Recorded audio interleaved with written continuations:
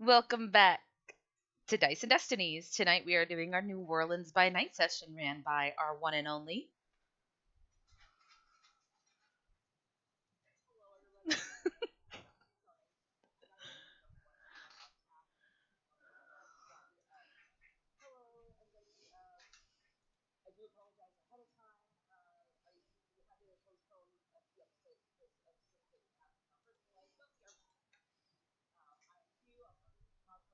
Master, and I'm joined by my wonderful players here at the table. Who wants to go first? Don't jump ahead or anything. Hi, I'm Mags. I play Edmund. Um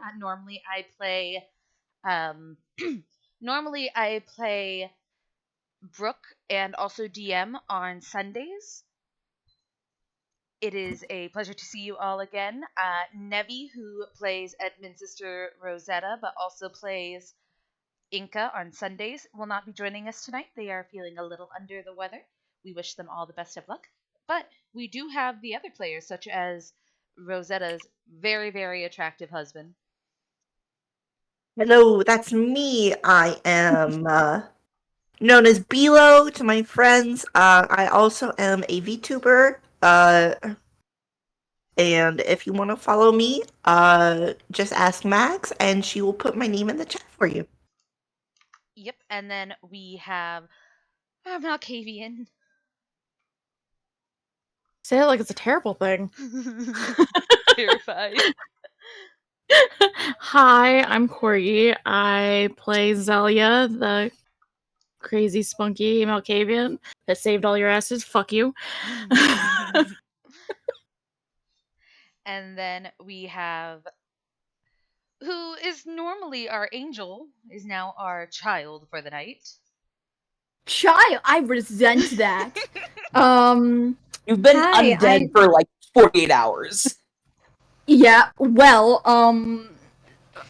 there you go. I'm Faye. I play Godetia, or just Tia, the Bruja, who looks up to Zelia and is now her honorary little sister.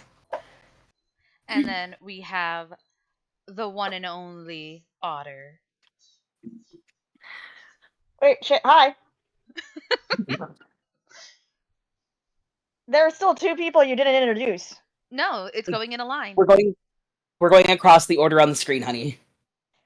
Listen, listen, I don't have that up. Anyway, so, hi. Otter! Hi, I'm Water. I play the Toreador. Jesus Christ, I can't think today. Toreador Lydia.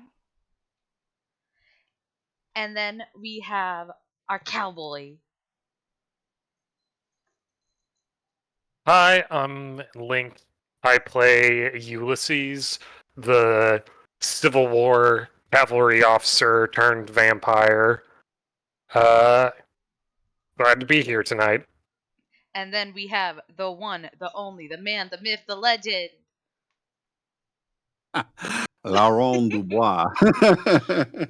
Ventru and most eligible bachelor down here in Louisiana. Which Tia is very familiar with. Yeah. I like how the way our little avatars are on the stream. There's just a bunch of anime characters, and then there's me and Laurent. Anyway. Is this what it's like to be isekai? Yes. Oh my god, it is. What a wonderful story we have for you tonight. Let's go ahead and jump on in. If our GM wants to give us a recap, I put notes in the code reads. I appreciate you because I don't know where any of my notes are. I swear to God, I know what I'm doing. So, last session, some investigations were made. People were looking into deaths, murders, new people in town, stuff like that, and they ended up meeting up outside of an abandoned house, which ended up being a lycanthrope den. They were confronted by a very, very strong, tall Amazonian-style woman and her lovely wolf pack. Blows were almost thrown until Zelia came to the rescue. Almost. You I didn't die, sh- did you? I say, what do you I mean shot a almost? man. I mean, a Tia car really- exploded, so I mean, Tia also yeah, beat the that's shit out of a typical Monday in racist. this shit. Like, that's a Monday here, guys. Come on. Oh, true. Anyway, so Zelia happened to have some history with this lovely werewolf, and by the grace of the dice and the powers that be, she has let them off with a warning. A car was exploded, some people were shot, some punches were thrown, but it's an average Monday for the coterie at this point, which they're not a coterie, but let's be honest here, guys, it's probably heading that way. We're not sure yet. We're going to see what happens. After two of them got hurt, and two of our players got hurt, they came to a temporary partnership, and the team has decided that after an exhausting first quarter, this took the place over like maybe 2-3 hours, by the way, the first quarter of the evening, and now they're going to Waffle House to catch their breath. Because what else do you do after starting a fight with werewolves in the parking lot? And that being said, for the sake of Nevi, because they are not feeling well, we will say that Rosetta has gone back to the house just to get some rest, because the events of what just went down was a little too stressful, and y'all just came from a book signing, so she needs to catch her Z's, and she'll catch up with you the following night. So yeah, you guys walk into the Waffle House.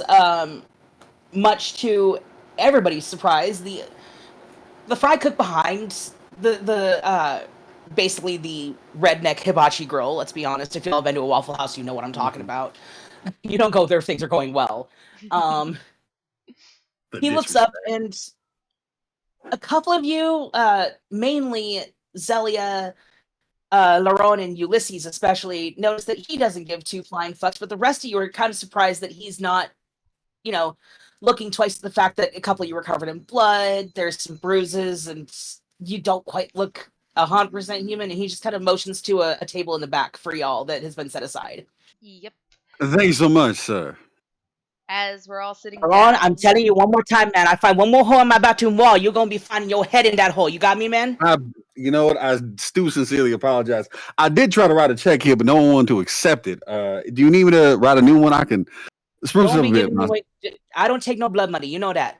But I be It's telling not you, blood money. This is earned from the community. This is me giving back. boy, I know old Eddie down the street, and she gonna whoop your ass if I don't get to you first. Ooh, oh, Eddie, Mama Eddie done. All right, well, She's doing understood. good. Don't She worry, hit I'll pay 100. it back.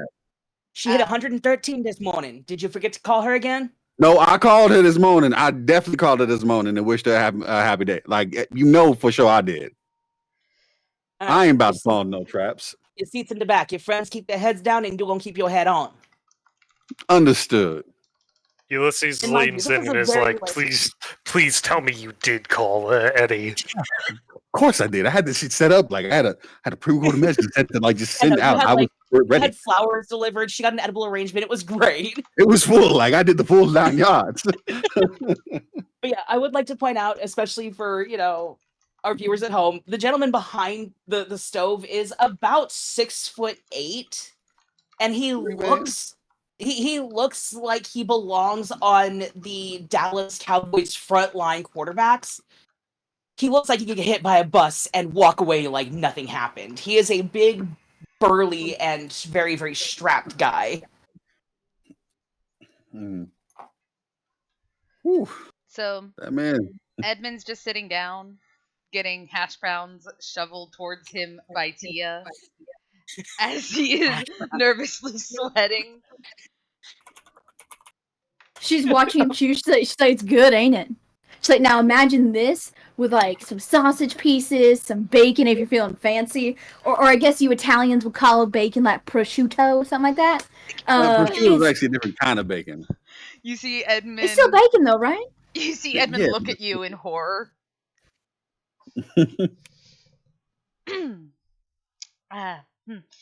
See, gracie. And he takes the hash browns, puts them in front of him so she can stop pushing it towards him as he slides over the chocolate pie that he ordered. He's munching on her waffles topped with chocolate chips and hash browns. So, the business at hand, the everything that fucking happened tonight. What was that? And he looks at Zelia. What exactly was that? That was called me getting a phone number. And she holds up the card like between her fingers. She is Must gonna have raise lost her it. fist victoriously and go, yeah! So, with everything that has happened, he's thinking for a moment on what exactly to say to everyone as, oh my god, so much has happened. So, what exactly are we doing moving forward? Are we really working with the pups? One could say. I would say having an amicable relationship with the other quote unquote kin of Oz is more beneficial to our overall goals than it is to um, try to stamp them out. That said, I would say let's make the most of a situation. If we can gain some additional information on top of them, we can always, have planned a couple moves forward, if you understand what I mean. And what exactly is. We are trying to find the sarcophagus, isn't that right? Correct. And it is here in New Orleans now, or is it still back in San Diego? From intel, I don't know. But everything does lead to here. Yeah, so Zelia, with your connections and like everything that's brought you along with Lydia to New Orleans, other than the fact of, fuck San Diego, those guys are assholes. Um a lot of what you've picked up on is that somehow, even if he's not a main player, Sebastian is still a big part of this bullshit, and you kind of want to punch him in his stupid fucking face. And there is definitely something having to do with the sarcophagus of Cain. Fuck, I can't talk. Remnants that were said to be missing from their initial burial site in San Diego. Okay, and everything does point to here. With big neon signs going, "Look here!" Pretty. Sorry, I forgot to message that to you. I had that sitting. I never hit enter, apparently. Oh, okay, yeah, no worries. So yeah, so the word on the street, the little birdies, and she looks over at Tia, as the children say Twitter. I think it changed its name. It's still Twitter. I don't care what that bullshit billionaire says. It's Twitter. Perfect. So what the little birdies say, and many, many ears and eyes, yes, everything points to here. Well, I have connections. I'm sure Mr. Dubois also has connections. We should work on getting as much information as possible. I will speak with the Nosferatu of the area. So, for out of curiosity, is the way that we're asking local connections is to see, like, have you seen a strange sarcophagus show up here in Louisiana out of nowhere, or are there some potential folks we can more dial in reconnaissance on? So the answer to your question is just yes. Okay. Real quick, baby, you had your hand raised? Yeah, Tia doesn't know anything about this sarcophagus. She kind of like heard what they were talking about, but then stuff escalated. Not gonna say it was Tia's fault. She was just acting as a good Catholic should, and that is stomping out racists. And she's gonna Also with you. Yeah, and also with you. She's gonna swallow her bacon, and she's like, So what's this sarcophagus thing again? Is it like a spirit Halloween thing you guys are looking for? I might know a few people that are into sarcophaguses. So, quick note for the not so new kindred at the table here. The sarcophagus is common knowledge for those who have been informed and educated properly. Everybody at the table except for Tia knows that the sarcophagus is the source of the very first ever vampire, Cain, as in Cain and Abel. Whoever obtains the remains that were inside the sarcophagus becomes the equivalent of the new god of the vampiric world. And the fact that it's missing and nobody can find the remains within inside is bad news for everybody. Human, kindred, werewolf, mage, everybody's fucked. So Do that as you will. Edmund looks towards Tia and simply says, You've basically been, what is it called? Drafted into a movie situation where you are now tasked to save the world, essentially. Oh, do I have to? No, I don't. I mean, you live here. Well, actually, he looks at Laurent and such. Was Tia not a target before? Oh Was wait, she she not- was. Yeah, because the prince Yeah. that they. Oh, I forgot. I forgot she's a target. Nines fucked around and found out. By the way, you haven't gotten anything on the burner phone your sire has given you, by the way. There's been no texts, no calls, no, hey kiddo, how's it going? No, nothing. He doesn't care. He left to go get cigarettes and hasn't come back. Real quick, Kai had his hand up. What's Yeah. up, Laurent? Laurent was going to try to find a way to quickly explain the situation to Tia, but I think just saying she's been inadvertently drafted is fine. I had a funny way of describing it. I think Tia would understand. I think you should, because when as Edmund is describing it, you see her eyes kind of just glaze over a little bit. Yeah. All right. So Laurent was like, so Tia, I don't know if you're one of the. I know the youth get into this animation thing called anime. It's from Japan. There's one called Jujutsu Kaisen. All right. Now, Oh, you love that anime. have you ever heard of this one? I love that anime. You see her eyes light up. So, he's like, Go on. all right. So imagine the sarcophagus is Sukuna in the fingers. Okay. Right. And And you aren't Yuji. You haven't eaten the thing yet, but you were like Megumi.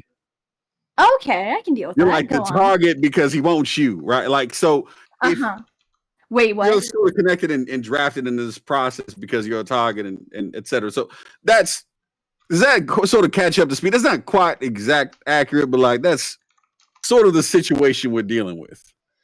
Edmund is looking at think Ulysses I got- like, I think I got most of it. I do have one question. If I'm Megumi, then who is my Gojo? And then another question is, then who's Nanami? I mean,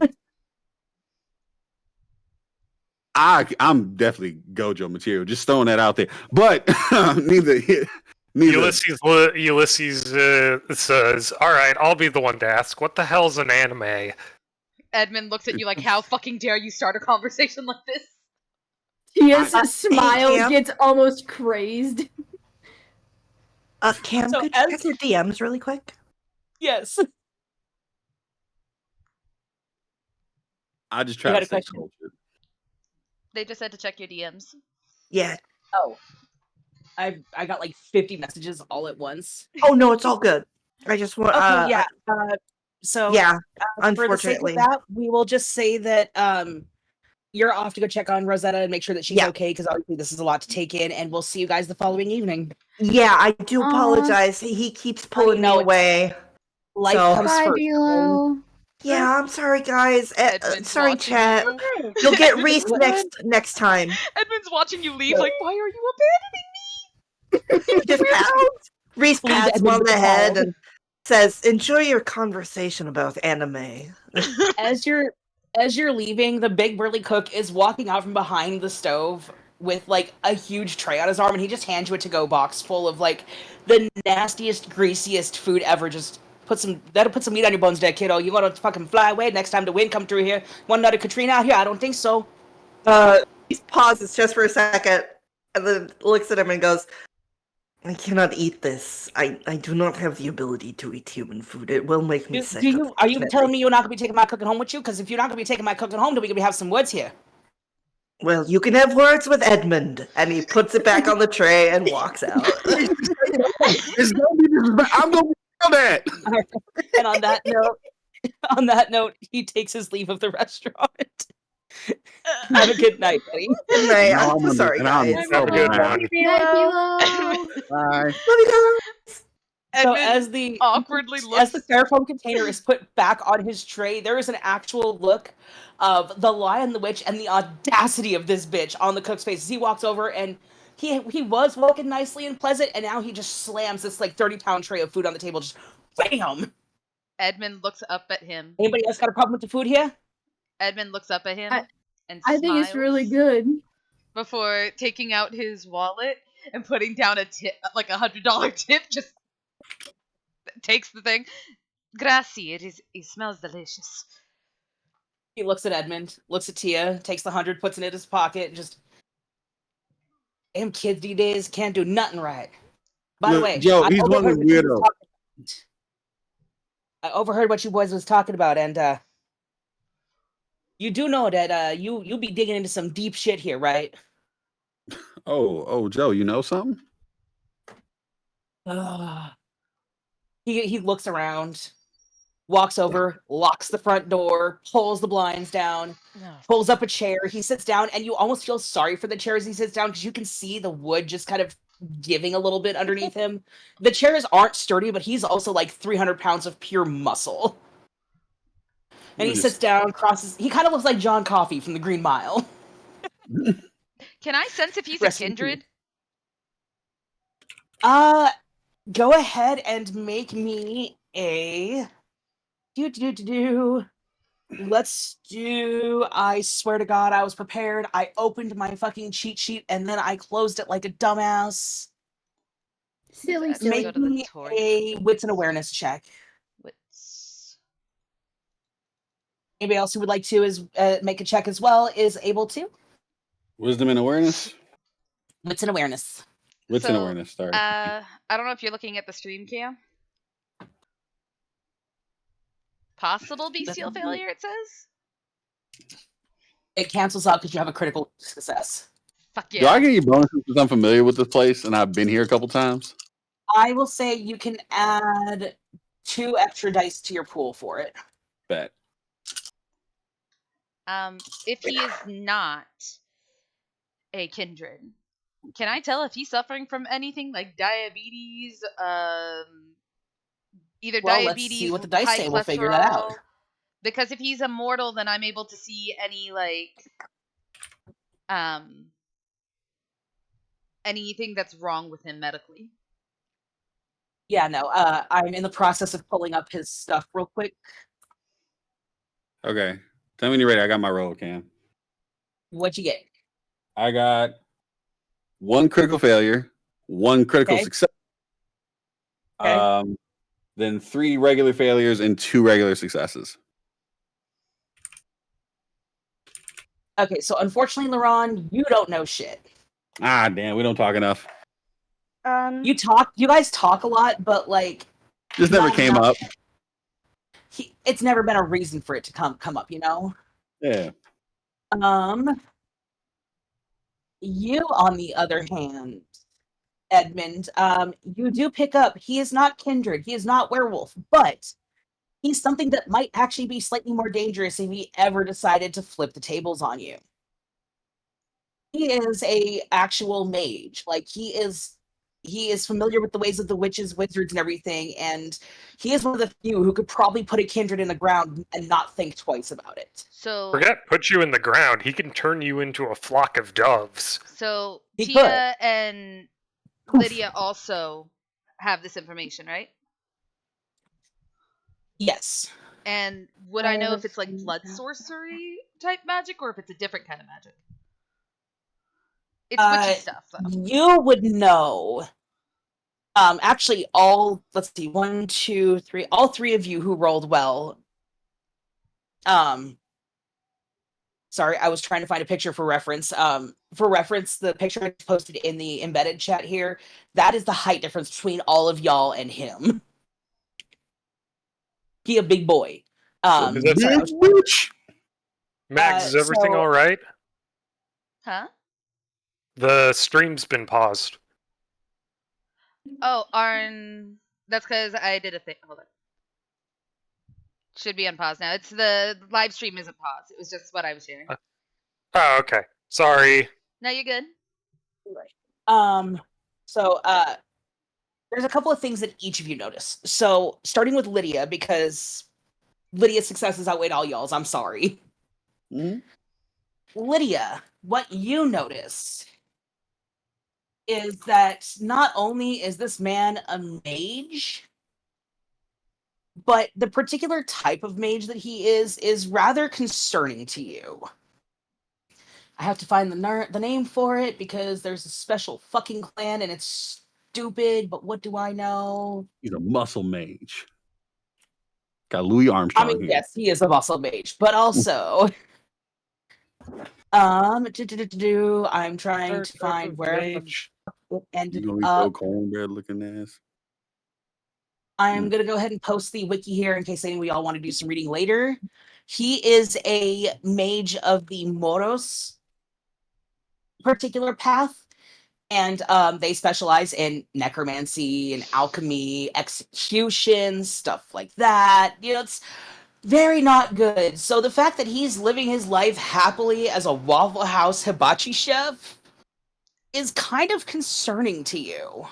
Edmund is now extremely interested as he is knowledge hungry for necromancy and witchy things. We will get to that in a second, Edmund. All right, so that was what you know, Lydia, on top of what the entire group knows. Well, the entire group who rolled knows. Tia, you got 5 out of 5, correct?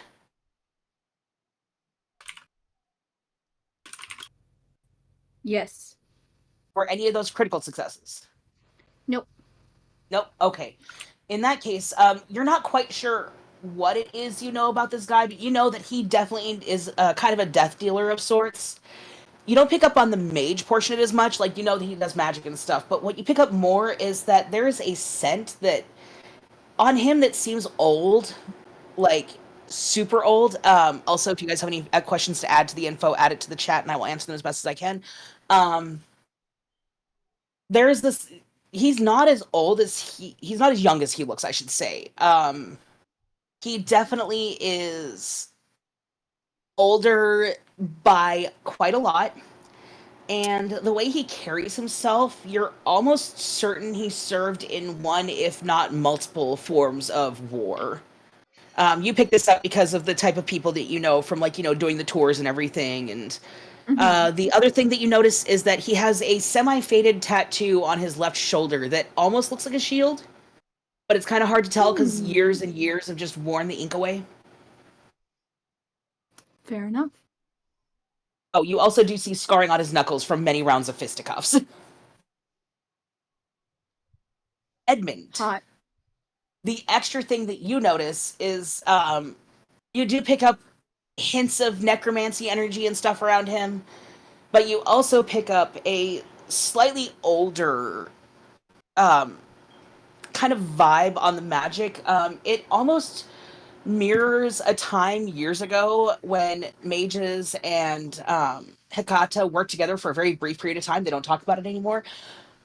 But it feels very similar to this energy from a couple hundred years ago that you've picked up on in your studies and everything.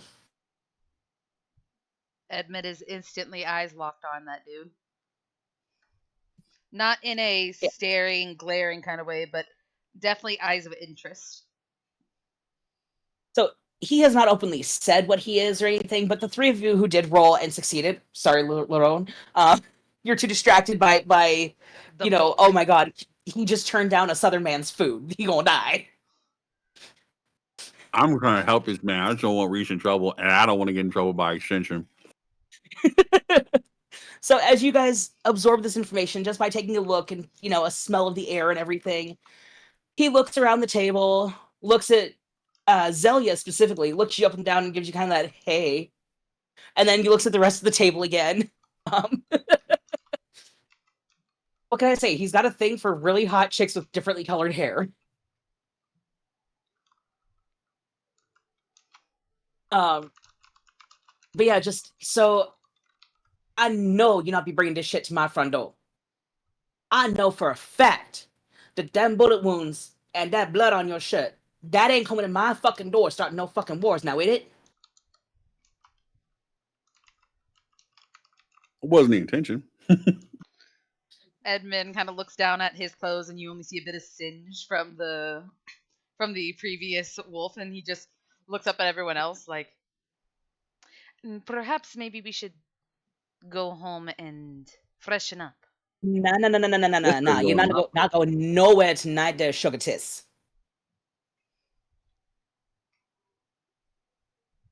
You see him like pondering sugar tits. Zelia's also pondering this and looks over at Edmund. She's like, do your tits really taste like sugar? You see Edmund kind of like pull his, like look at his shirt, like pull his shirt a little bit. Like, did I get like chocolate on my shirt? Did I get like packet of sugar? What is on my shirt? It just looks at him confused. There is a brief moment where you can see the AOL loading sign in his head, and he's just, oh, bless your heart, you sweet summer child. Anyway. Oh, I gotta get back to it. I gotta bring that in there.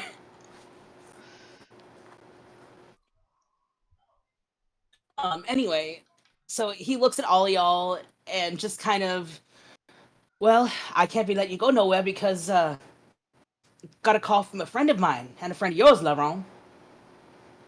Oh, who'd you hear from? You ain't gonna like this, buddy, because you ain't called her in a hot minute and a half. Mother Marie Laveau is back in town. Is this a good thing or a bad thing? For you, this is a bad thing because she is basically the head of the equivalent of the Coven of Mages out here. And you have had, like, the Kindred and the Mages have had a very fine line that they have not crossed. But with news of the sarcophagus pieces and possibly Kane's remains being in New Orleans, now there's, nobody's gonna be keeping quiet about the fact that there was a werewolf and vampire fight over at the old abandoned house down the road, Things have just added up, and you're pretty sure that she's gonna be fucking pissed that you have not kept this shit under wraps. I'll toss in from a historical perspective, Kai. If it's the Marie Laveau, then she's been around this town almost as long as you have, if not longer. It is, in fact, the one and only Marie Laveau herself. She's one of the few mages who has managed to break the life circle and managed to give herself eternal life without having to pay the price. Welcome to the latest season of American Horror Stories. American Horror Story, Vampire the Masquerade. Lauren hears that name. He's like, now you know that my mama not gonna be playing no nice when she finds out you're not been calling her and telling her shit. To be fair, I had not I knew she had left. I hadn't. Things have been a little crazy on my end of the woods, and and trying to rehide your identity after having built something up and then go back in and then rebuild it up just takes a little bit of time off these years. I've been a little distracted, especially over the past 48 hours. However, when is she arriving? When is your mother arriving in town? He looks at his phone and just about 15 minutes ago. You could have told me that when we walked in the building. Okay, cool. I guess is she willing to have? Listen, you're gonna be telling me how I run my Waffle House here, boy. I know for a fact you did not get unraised that way. My sincerest apologies. I didn't mean to disrespect you. How's about this? I need to go. He points at specifically Tia, Lydia, and Zelia, and just like, I know for a fact you not be lying in front of these lovely ladies right here. Never. I wouldn't dare. However, I would like to at least offer your mother some hospitality, gracious as she is. A fellow friend of the swamps, as it were. I need to go get my house in order. Would she be willing to come by tomorrow sometime around midday? He looks at his phone again, waits for a minute, holds up a finger, putting this on speakerphone here for you. Yes, sir. Beep. There's about a Shit. 30-second pause, followed by, "Oh, Laron, when will you learn your lesson?" I am. Dearest Marie Laveau, I'm so sorry, madam, Don't to have be not. flattering me with them sugar words, honey. And I know for a fact you're not dragging Ulysses around by his coattails, dragging him through no wild goose chase. That was not the intention. Good to Things hear have kinda from gone- you, Miss.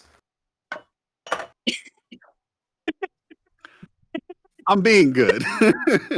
Listen. Yeah, no, I heard you being real good. You're real good at start shitting my territory. You know for the fact that I not be going after no territory wars here. Our territory. I think I've been so gracious to allow that at this point. That said, You have been gracious. Come on, madam. We've been here longest.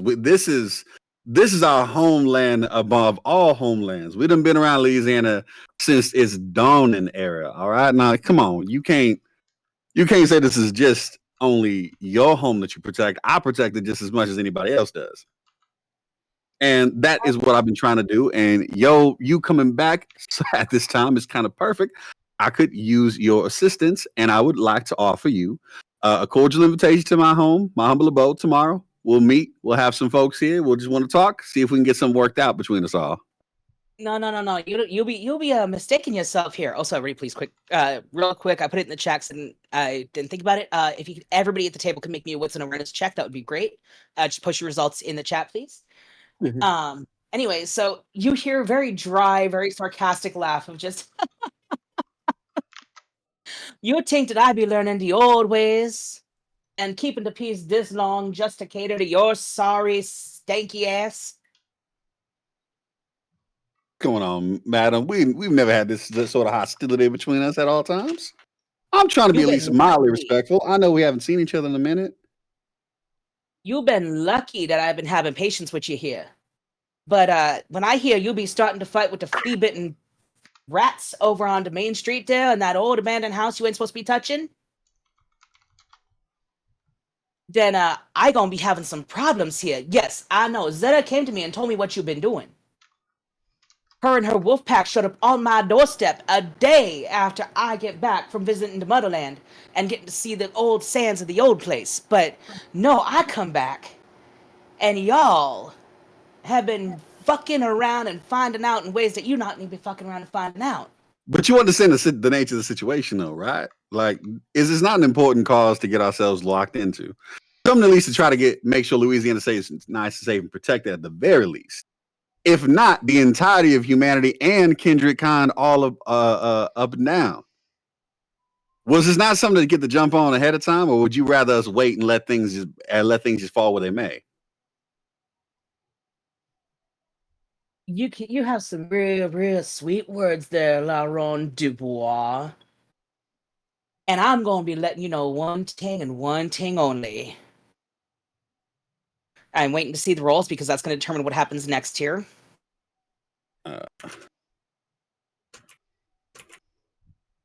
I might need dramatic pause for effect. Is it wisdom? Will for rerolls? Wits and awareness. No. If I need to reroll something, is it willpower? Oh, yeah, willpower. You can spend, I believe it's 1 for every 3 dice you can reroll. I'm going to spend 1 for 3 dice because I had 3 crit failures. And I would like to not have to. So, I know chat can't see this for Twitch, but, like, everybody has left Laron in the dust for rolls this evening. Yeah, dude. It's been horrible. It's just like last session in... Oh my god, it's way better though now. We're getting someplace. So that's 1, 2... Go ahead and post that in the chat real quick. What were you saying, Maggie?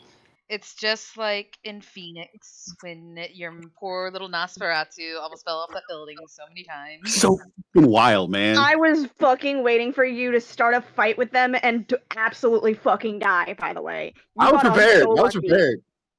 Anyway, so given that everybody succeeded, Nobody failed. There is a sudden huge gust of wind outside, whereas earlier there was absolutely nothing, not even a blade of grass moving. This sounds almost like borderline hurricane winds for about 30 seconds. The locks on the doors all snap open, Ah, she's here. and the doors just, you're pretty sure the glass is cracked now more than it was before, as the doors burst open, and two very burly bodyguards stand there in the doorway. You see Now, I'm Edmund. going to be telling you this one and one time only, and you're going to be listening real good. What was that, Edmund? You see Edmund as they can hear like the wind. Edmund immediately starts like making sure that he looks presentable as fuck. He's like, shit, fuck. He Yeah. pushes Not the like freaking Ron's like fucking side. standing at attention. It's fine. He Oh yeah, straightens up. Ulysses shoots to his feet and takes his hat off, puts it across his chest. Edmund is like fixing his hair, cleaning off his things. He's like, fuck. This is Because respect. yes, fuck coteries and all this shit. Fuck these guys. I don't care about Laurent and shit. But oh my god, if it's her, then shit. It's bad. She don't show up like this that often. She don't show up and show out unless she have to. Ah, shit. He just All kind right, of here like we go. looks towards Tia, like stand up, pay some Ron's respect. at least engaged with her a couple times in his life, so I'm assuming he's like just standing like, all right, let me just keep cool. Let's go do this. And for reference, yes, I am using the Angela Bassett version of Marie Laveau. Hell because I love that design. Anyway, so these two burly bodyguards walk in, followed by this gorgeous, like 6 foot tall African American woman. Her hair is tied up in a very intricate wrap with like black and orange and green patterns all over it. A very not quite loose, but looser white tunic, a black skirt, and a gold hip belt. Walks in, there's several very expensive, very, very shiny rings on her fingers. Her earrings are different shades of gold and silver, all entwined into these intricate snake and like not quite sigil, but almost like it's kind of like the voodoo patterns you see on like, the doors in Haiti and all those. And she has a very long, 7.5 foot long Burmese python just draped around her shoulders like it's nothing. Holds up her phone, snaps it closed because she's using an actual old razor phone. Now let's If it ain't go. broke, don't fix it. And she just looks at this table. And real quick, before she says anything, Kai, you had your hand up first. Yes, she gets up and Laurent is about to give her the proper introduction. He just stands up, kind of straightens his tie, holds his hand out, to like kiss her hand out of respect. She holds his finger up. Oh, What were you going to say, Ulysses? Oh, Ulysses was just going to bow and say, "It's been too long, miss." Okay. She gives you a smile and just, good to see you too, Ulysses. You're probably the only one that I tolerate next to, she looks at her son and goes, but I have to tolerate that one, though. huh. Love you too, Mama. Be a boy and give me some coffee. Yes, Mama. All right. Zelia, you have your hand raised. Yeah, Zelly's has been sitting here this whole time, and then finally is like looking around. She's like, "Oh shit, we should probably stand." Finally stands up, sees the snake's like, "Oh, what's the snake's name?" This is my beautiful baby Cher. He's rather fond of lazy layabouts for snack time, if you catch my drift. He's gorgeous. Aren't you just the cutest ting? Thank you. So is he. She smiles and gives you an approving nod, which is about all you're gonna get for right now. Tia, what is going through your head right now, or what is going on with Tia? Because holy shit. I posted the video in the side chat. Tia is looking at her as if, I mean, she kind of is, but as if a goddess is walking amongst them. And she's just kind of awestruck, like everyone would see her like amber yellowish eyes like go wide and start sparkling a little bit. And she kind of starts like getting a nervous smile, like she's trying to be very polite and very proper, but it's just her face is getting a little red, and she's trying to like keep a polite smile and not have it crack into like a nervous like kind of grin.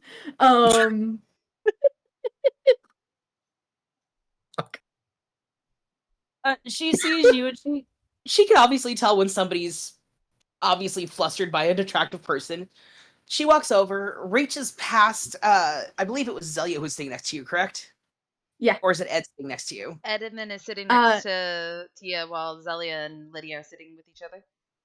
I thought Ed was across from Tia, so she could like feed him hash browns. No, so Laurent was on your left, Edmund was on your right, and then Reason was Oh, on that's the other side of right. Laurent. Basically, y'all were like very much crowding Reason, and then Edmund was on the other side, just sitting there like, oh god. So she Gotcha. reaches past everybody basically and grabs Tia by the chin with just her thumb and her forefinger and gently guides her out of the booth to basically be like face to face with her as well as she can, being 6 feet tall. She just kind of does this thing where she tilts your head to the right, tilts it to the left, lifts it up, lifts it down, leans in, and just smells you.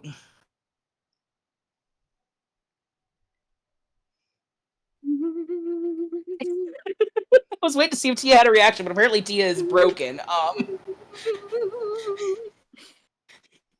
And just, Lydia, Laurent, you two are the ones who I left in charge of everything here last time we talked.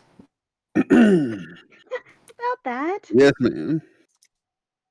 So you want to be telling me why this precious sweet thing that I be knowing all too well. By the way, how's your mother doing, Sherry? I know I ain't never actually met you, but your mother come to me for some muscle rubs from time to time. She's great. She's great. She's awesome. I'm glad.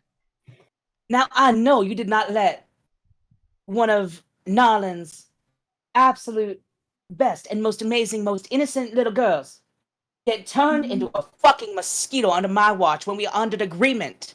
We had an agreement, a written contract, that there no be new kindred in my fucking town until we get this shit sorted. I guess that means we need to go have a conversation with Nine, since he's the one who did it on his own. As soon as you say Nines, her head whips to you. You're pretty sure you hear her neck crack. Yeah.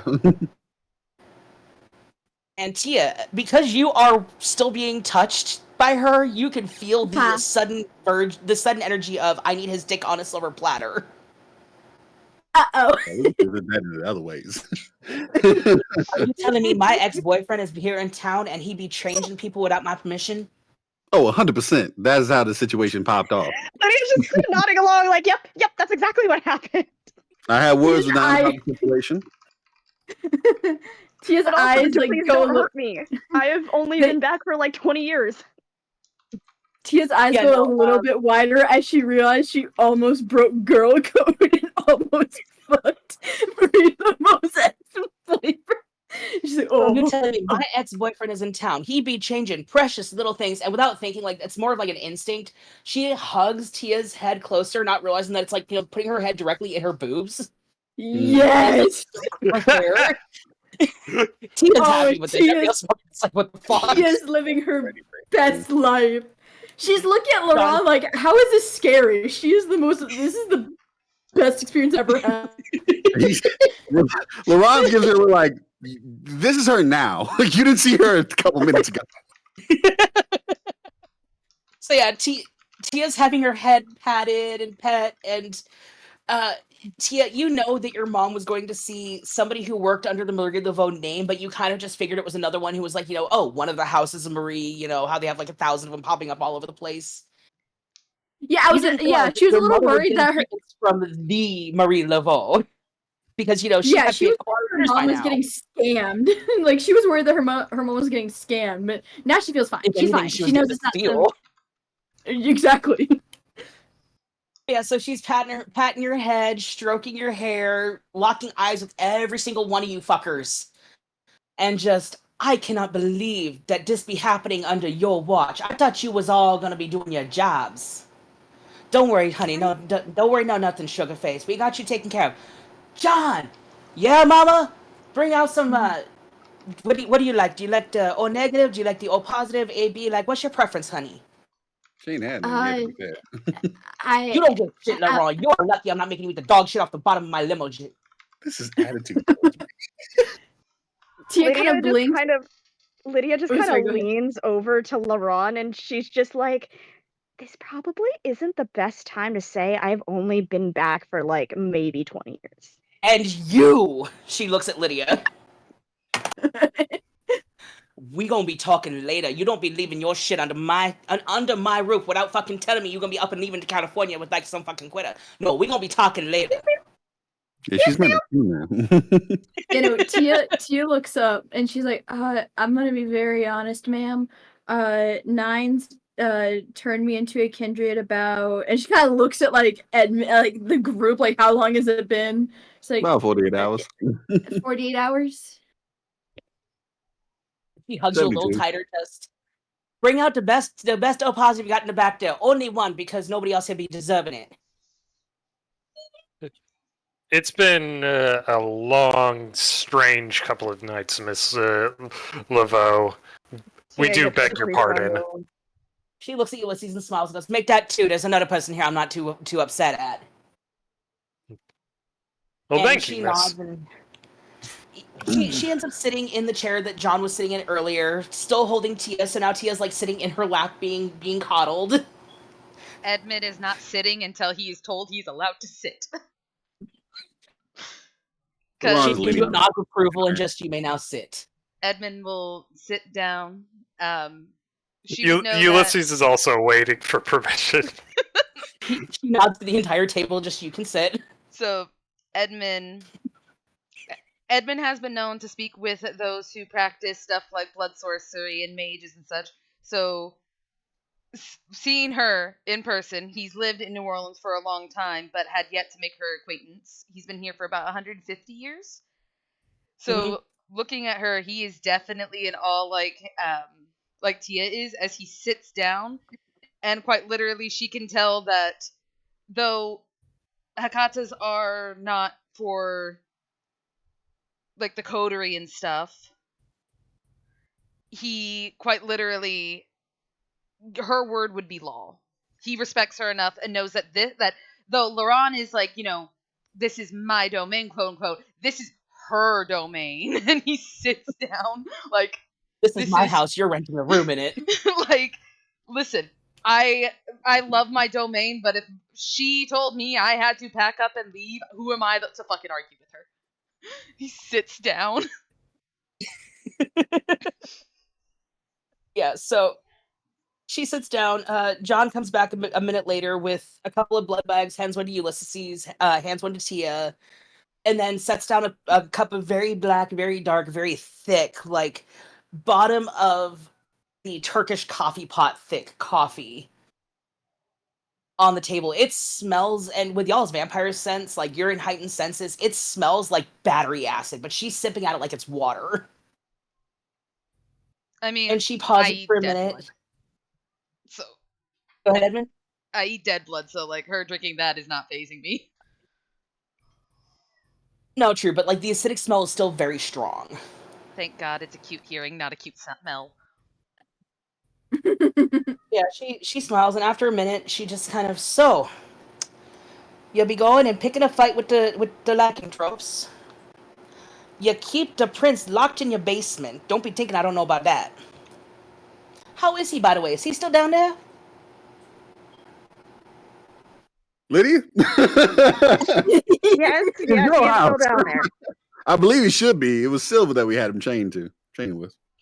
No, do you Unless guys, he got- No, he is chained, and y'all took his fucking hand. wait, do you guys not remember the capsule that didn't he kill Wait, himself? did he die? Oh yeah, no, he died. Oh wait, yeah, no, he fucking killed himself. Yeah, I would say Lydia and Billy Cyanide, weren't yeah. there. It was just Laron and I think And Ulysses. Yeah. Yeah, Like, the last. Feels like he should be, right? So all right, right. The question was, is he still locked up down there, right? In your basement. She was not yet made aware that he had taken a World War II capsule. Yeah. So I guess Laurent is just like, would have been the case had he not decided to off himself of his own accord. So he was not only batshit crazy like the gators out there in the swamp, but now he's saying he had chicken shit too. I don't know if that's the case. I feel like somebody else is pulling the strings on him. To be fair, it didn't seem like he was If you're gonna scared be of. so dumb as to take yourself out when you got all of eternity to fix some bullshit, then you being a chicken shit. I mean, depends on what the situation is. I mean, you're definitely aware of the sarcophagus issue going on right now. I presume. What's up, Tia?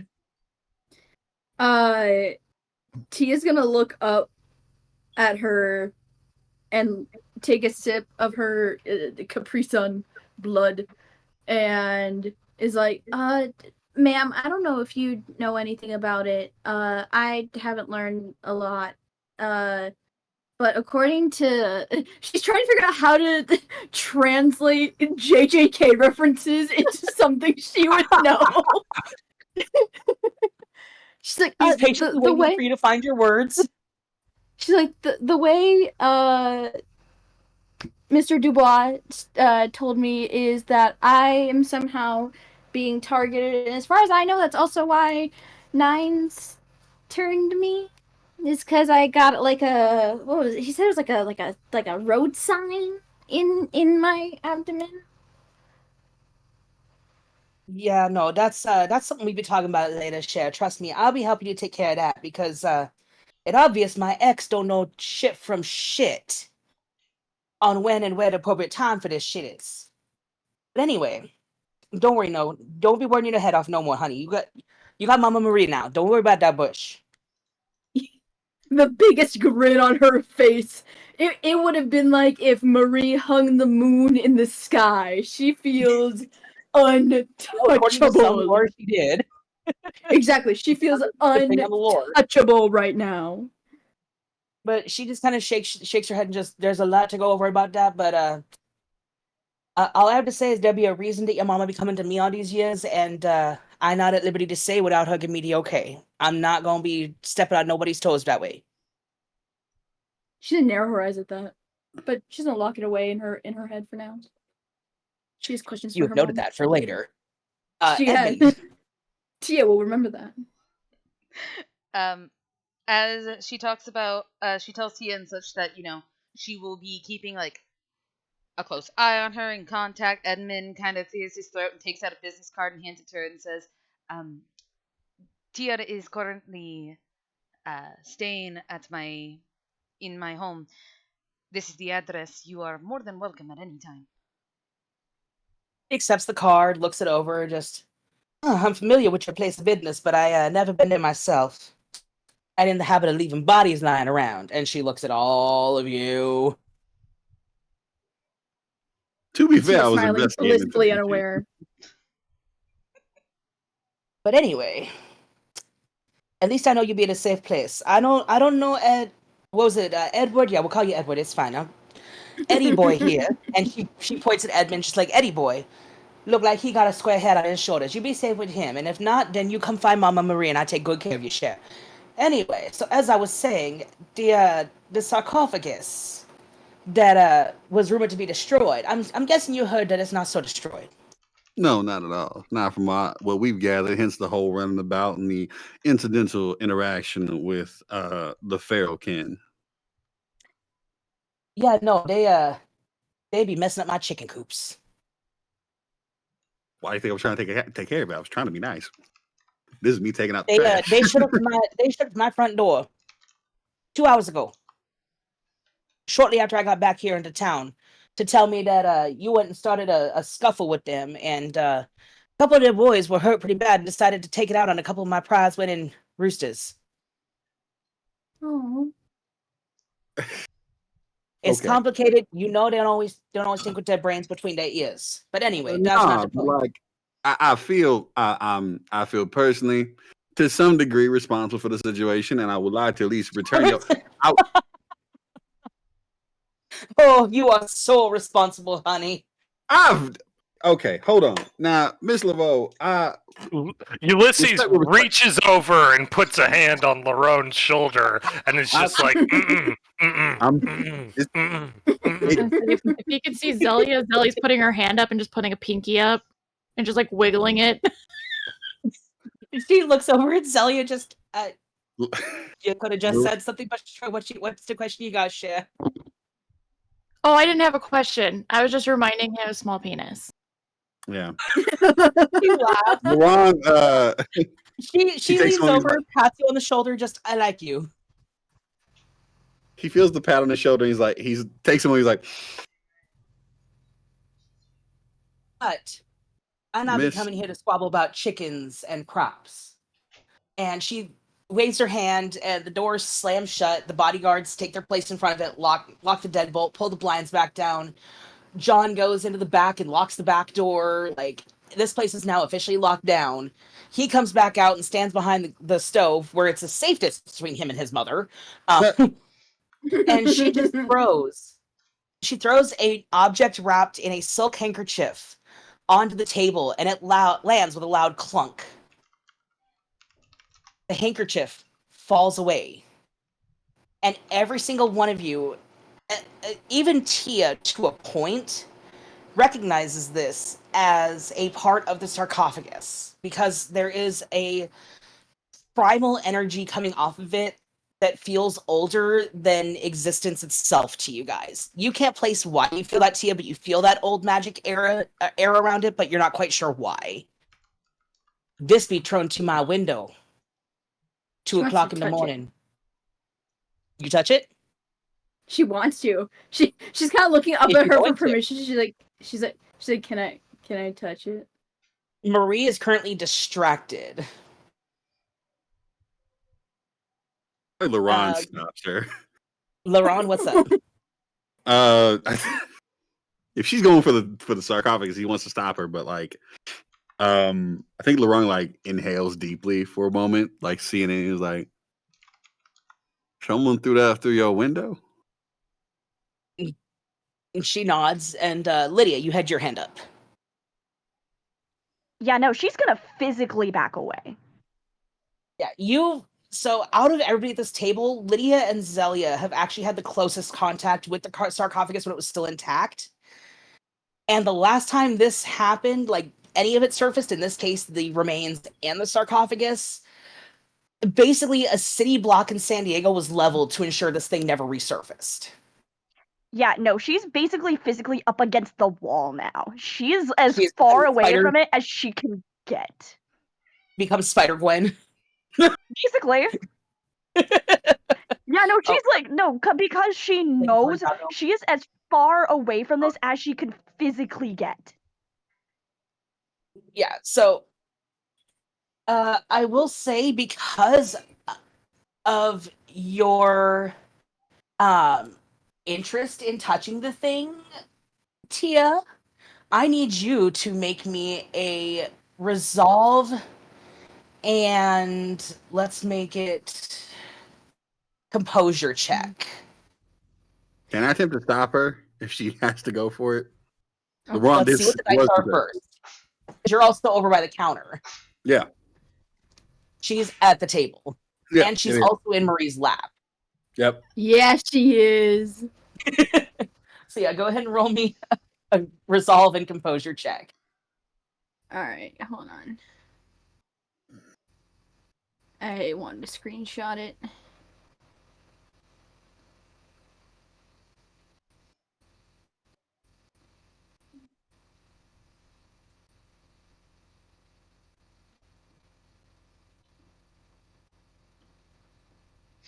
Da, da, da, da, da, da.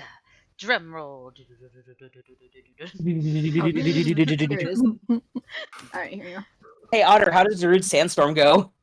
6 successes. Anyway, so okay, yeah, no, you're fine. There's a moment where you're just like, ooh, I should touch it. And then you realize that Marie wasn't touching it with her bare skin. She was touching it wrapped in a very thick silk scarf. So probably best not to touch the thing that might kill you. Again. Yeah. The urge is there, but you manage to reel it back in and just, nope, I am in the presence of witchy royalty. I cannot fuck this up. She in fact did not touch the butt. She was tempted. She She wanted to didn't. touch the butt. She did. Anyway, so Shard all over again. As she explains, Zelia and Lydia, because you saw the sarcophagus before it was destroyed, you recognize this as part of the actual, the head of the sarcophagus where the face was carved in.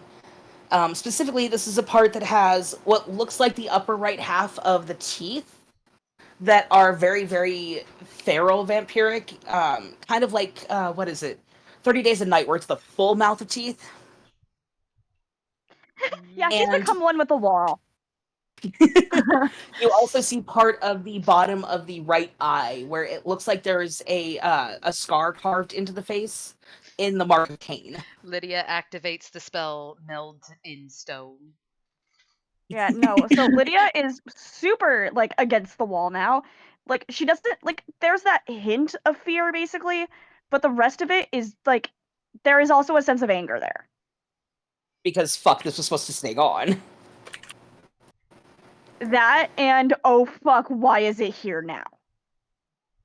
Marie notices your reaction and she waves her hand and the cloth folds back over the piece of sarcophagus. That piece right there, I know you all be feeling it because I felt the goose pimples as soon as they appeared, and y'all be dead, so that's gotta be an achievement and a half there, but that's just one fragment of a sarcophagus that holds some of the oldest evil the world has ever known.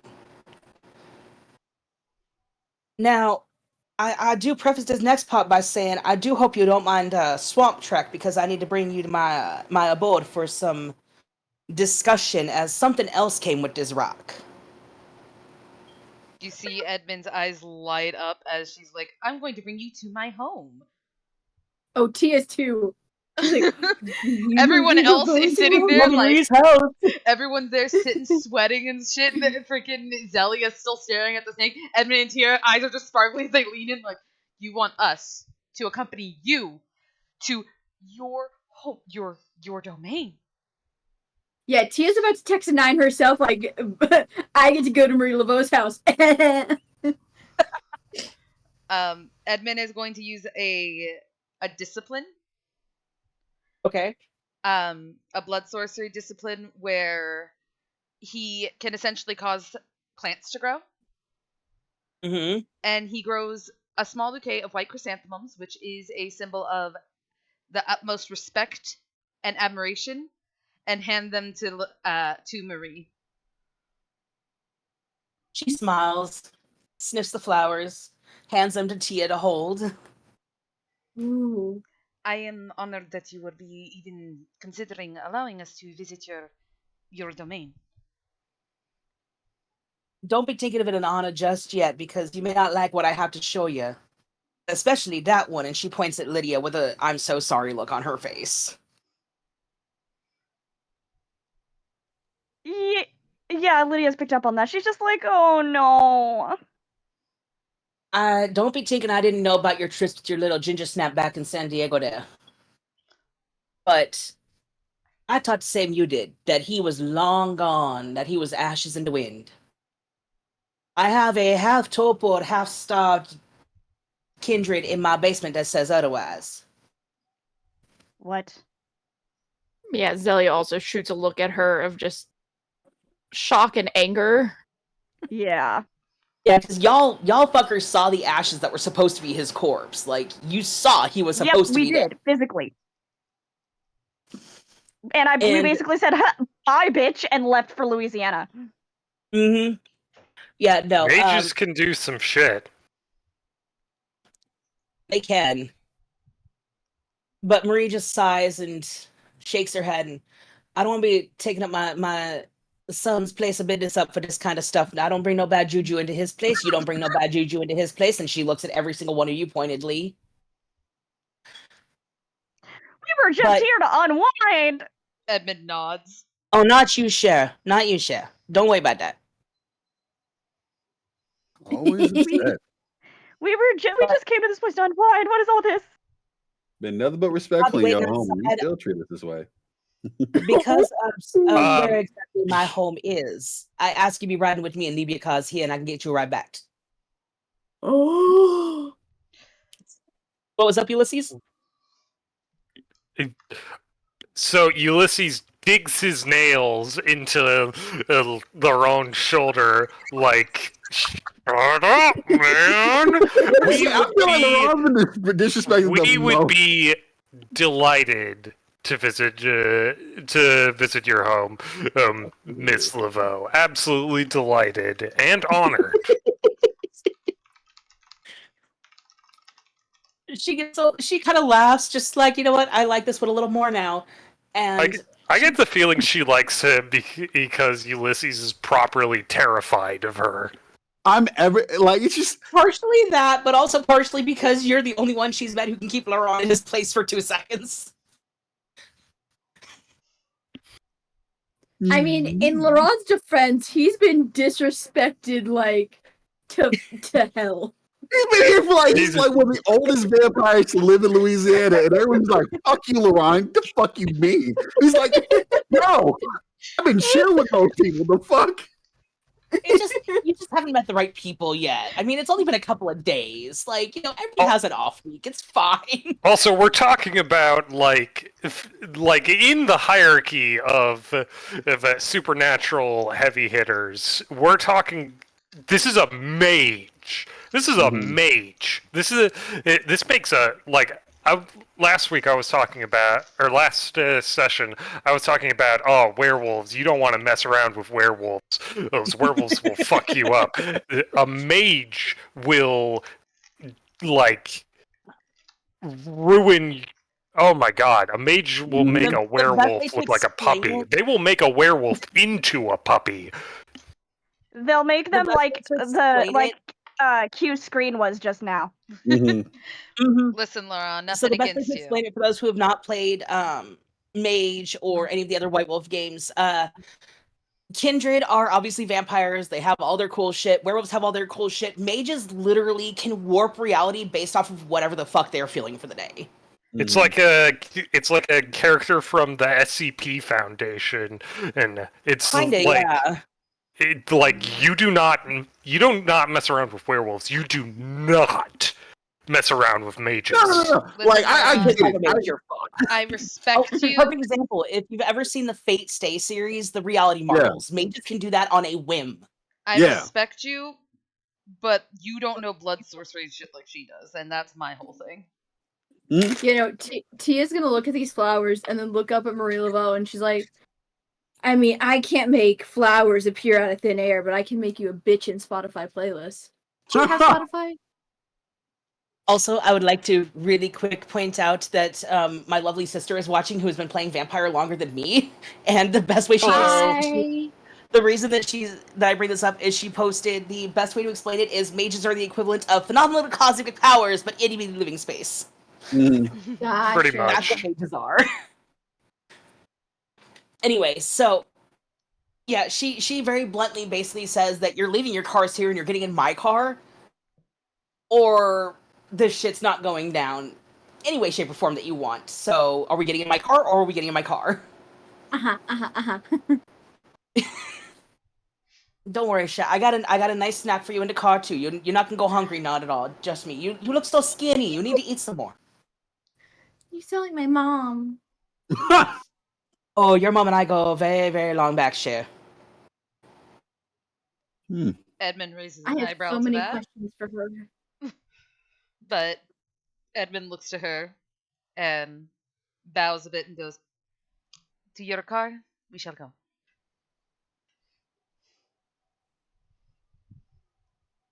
We're not all piling in our car, are we? We all have huge, like, you guys look outside the window. She has a huge, like, off-roading style Hummer waiting for you guys. Go, Laurent, you and I can sit in the back. We can sit in the trunk. Let's go. The big beep beep. You know, Tia's gonna walk next to Zelia and kind of lean in as everyone's walking towards the car. She's like, now we both are now we're both into good graces with hot, dangerous women. And kind of goes to give a little high five to Zelia. Zelia's just gonna laugh and just be like, hell yeah. High five her. Yeah, no, Lydia and Laurent are just gonna sit in the trunk of shame. You just sit in the very back, like, we're sorry. Orange is like, fuck it, it's fine. It is what it is. He like looks over at Lydia like, for years, we've been interacting for years. All right. I've tried to be pleasant. We get into fits sometimes, but I've been trying to be pleasant and she just don't like it. She refuses to take it. I've sent so many baked goods to her place and she just will not take it. Oh my god, Edmund In the loves back them of her even head, more Like now. I've only been back for like 20 years, but I was interacting with her when like back in like the 20s, like 100 years ago. So in the back of her head, because Tia's been watching their action with Laurent and Marie Laveau. In the back of her head, she's thinking, okay, so she's been with nines. Have her and Laurent hooked up ever? Have her and Lydia hooked up ever? I feel like Yeah, her and she's trying Laurent to hooked like up connect the once. dots in her head. I feel like her and Laurent hooked up once just to see. Just I think it was storyteller. like you middle know of what? the We're A gonna night. little bit of hate fuck. we're gonna stay as coworkers kind of thing. A little bit of Like, hate I fuck. think it was Never like a hurt. lull. Like they had like a lull in their relationship. Everything was like just chilling up, and they were like, "Want to see if it works? Like maybe we can make this whole. Maybe we can be like a team." And then it just didn't. They had a good time. Like I think the sex was great, but like it was just like, probably not for us. It'd be like that sometimes. It do. So yeah, there's plenty of room for you guys. As you guys get in the car, one of the bodyguards like puts a little basket that looks like it would usually hold like little mini shot bottles and stuff like that, but it's just a little basket of like smaller blood bags and just kind of sets it there, just like eh. And Marie sits across from you guys because it has the dual facing bench seats like most smaller limos do. Yeah. She sits on the one side, pulls Tia to sit next to her, pulls Zelia on the other side, Yeah. one leg crossed over the other, Yeah. and just so on this drive, it's not gonna be that far. It's only about half an hour outside the city here. And LeBeau here, and sorry, no, fucking can't, fuck, god damn it. Remy here, and she points at her driver, knows the back ways all too well, but don't be surprised that you can't see nothing out the windows. I have them blacked out for a reason there. Amongst the blood that's there, is there any dead blood or is it just fresh blood? Yes, there is. Because Marie has been here for so long and has worked with Kindred for so fucking long of her immortal existence, basically, she has come across every form of feeder. So there's actually a couple of very nicely packaged bags of dead blood towards the bottom. Edmund is actually quite surprised. Like, don't be surprised, Eddie boy. I know how to take care of those who mind their business.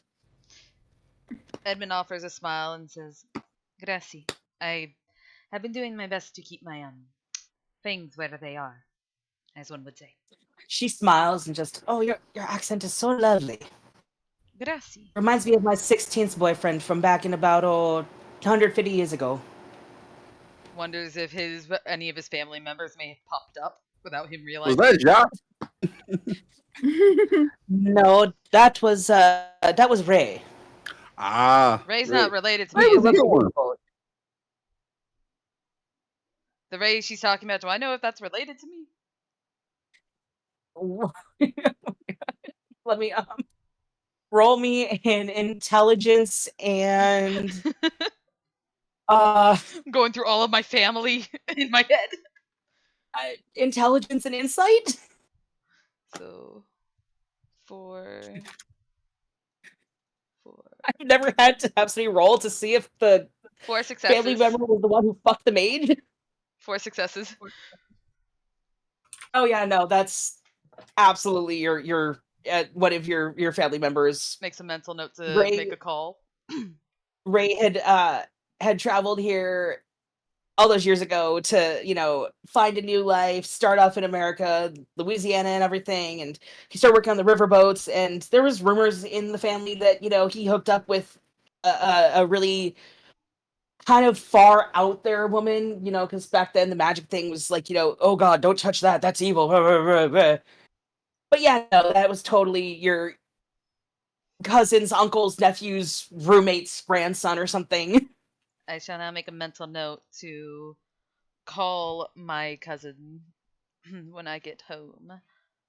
Also, Otto's got a hand up. Like, hey, did your great grandfather sleep with a voodoo queen? The fuck you didn't introduce me to her sooner? What the fuck, man? All right, Lydia. Sorry, I didn't see that I didn't see your hand raised there, Lydia. I was looking at I character just sheet realized stuff. something. Yes. Where the fuck is Nick? You left Nick in your car. Wait. Now that begs the question: where is Chris and where is Lynn?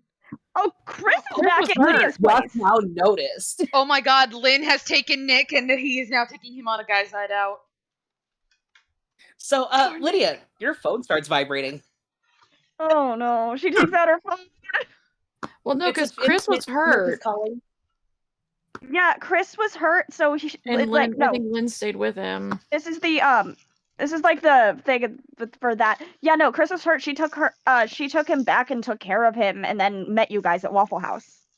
Oh no, right, it was Yeah. Lynn she left in the car. Where With he Nick. belongs. It was Lynn she left in the car because she knows Lynn will do whatever the fuck he wants anyway.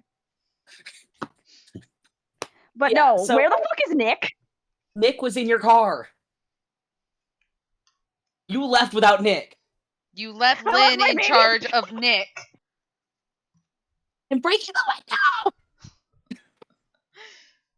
Oh my God. Anyway, yeah, so your phone starts buzzing and it's a picture of Nick calling. She answers it. She's like, yeah.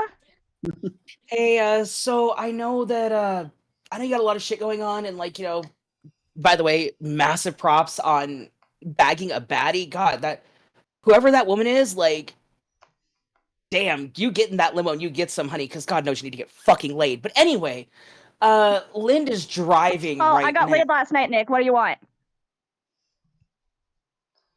So do you not want to tell me that Linda's taking your car about 120 miles down the interstate right now with me in the passenger seat? Damn it! He said we got to go check on some shit, and like, I know you don't be left alone and everything, and I told him we didn't have a car, and he said we have a car right here. He hot-wired it. That's fine. I can fix it later. But just to let you know, we're heading back to the house to work on cleaning things up.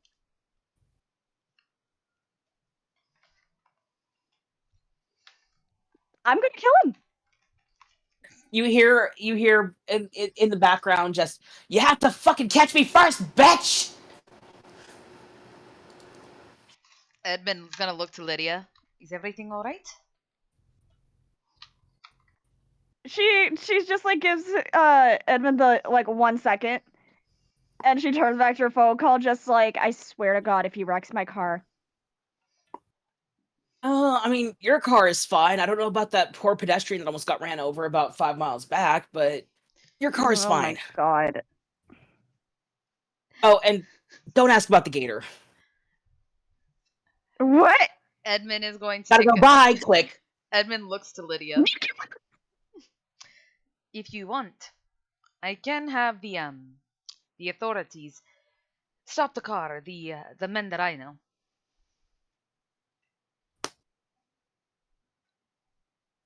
She's thinking about it for a second. Does she get like any other messages or anything? Nope. And she's like, I'll consider it. Just let me know. All right. During this drive, I will say that yes, Zelia, you are in fact being allowed to cuddle with the snake. Hell yeah, cold-blooded buddies. It's sitting on your lap, very contented, just like, oh yeah, I have found a friend. Neat. It almost has like that derpy, the dumb snake that just looks at the camera, just like, hi. I love 'em. Laron, in all the years you've known Edmund, and Lydia with the years that you've known Edmund, you have never seen them so respectful and honestly a little nervous. But like a kid in a candy shop, kind of nervous, just like,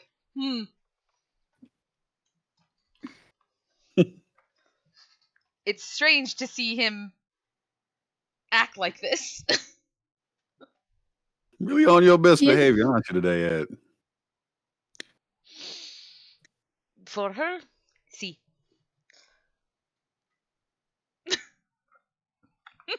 Yeah. Can understand that. I have a She does have a good hair. I have an interest in mages and sorcery and things like that. Ah, I see. I respect it. Something that never quite took with me. Was more into physical labor at the end of the day, you know. Ulysses suddenly has a moment of inspiration and turns to Edmund and says, "Could you find out if there's anything magical about this?" And he reaches into his coat and he pulls out the saber he took from the werewolf. He He kind of nods, grabs the saber gently, unsheathes it, Excuse looks it me? over. He Yes? said Edmund. Edmund. I wouldn't want to be a bother to you, Miss Laveau. Oh, I'm shit, sure sorry, I something didn't like know this that. is far beneath you. She just kind of looks over, I just like shiny things. Here you go, Eddie boy. And she hands it to Edmund.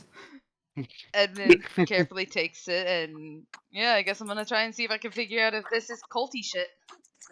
Eddie boy. Let me keep It's that got a in my bunch of back pocket. racist runes on it. I'm gonna shoot a very pointed look at Laron, like, excuse me, you don't get to call me that. I am Mr. Mortain to you, or Dr. Mortain. Motherfucker. Oh, of course, Eddie boy. Don't worry, I respect it.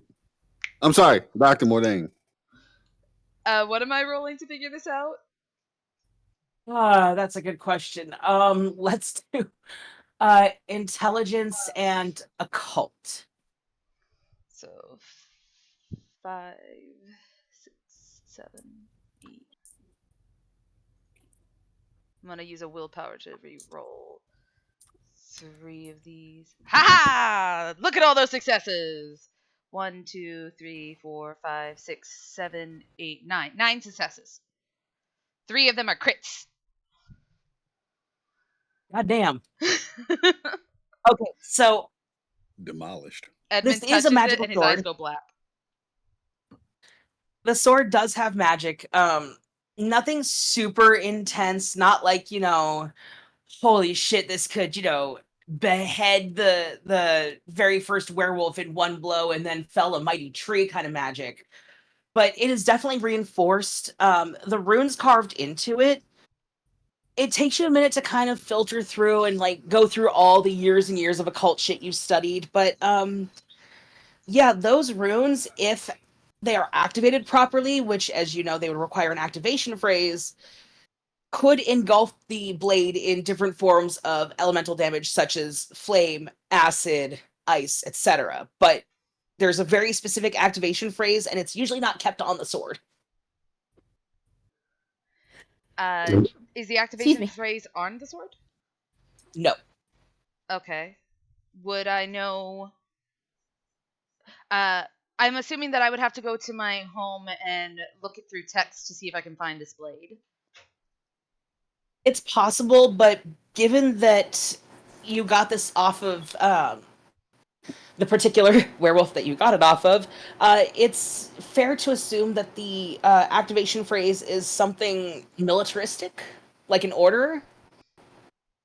So Edmund And looks at it, his eyes solid black for a moment as he places his hand over it. You can see that he kind of cuts his hand a bit as he's moving his hand over it, and the blood is seeping around it before going back So into you cut his... your hand with it? No.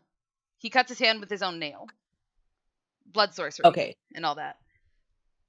So he coats it in the blood as his eyes are black, and as he runs his hand back across it, the blood goes back into his hand, and he looks towards Ulysses and says, Okay. As soon as the blood touches the sword, most of it goes back into your hand, but you watch as some of it actually absorbs into the runes themselves, and the runes start glowing a little bit. do I know if it's about to fucking activate or if it's just charged?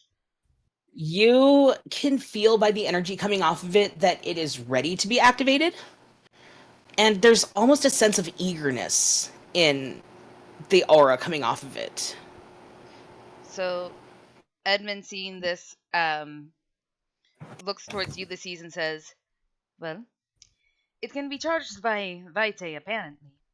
But, he thinks for a moment. It has the properties to use elemental abilities. But it is missing a code phrase.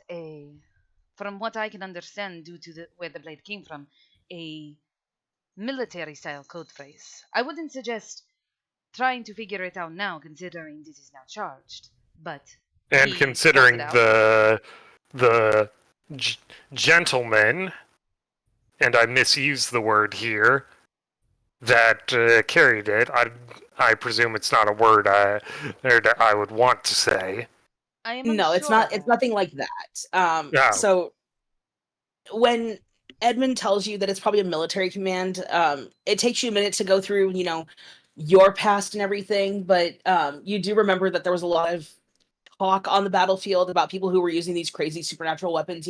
George Washington hiding some crazy ass mythical shit from before then, and the fucking Confederates and rebels and everything, and you're able to put together that it's probably something along the lines of enable or God, what's the other one that I had written down? Fuck, this is why I can't put my notebooks down. I lose them. Engage is probably the other one. Like, those are the two that probably would fit the closest to what needs to be said to make its magical powers go cool shit. So, Laurent hands it back to you and says, I would not try Laurent? it. Sorry. I know I had it Hands in it my back to hand. Ulysses and says, I would not try it here, for I believe I have just charged it, but outside and preferably away from Miss LeBeau's home. Of course. In any case, I don't believe the sword is mine to activate one way or another. And he turns the sword around and presents it to Tia. Huh? What do you want? Wait, are you giving me a sword?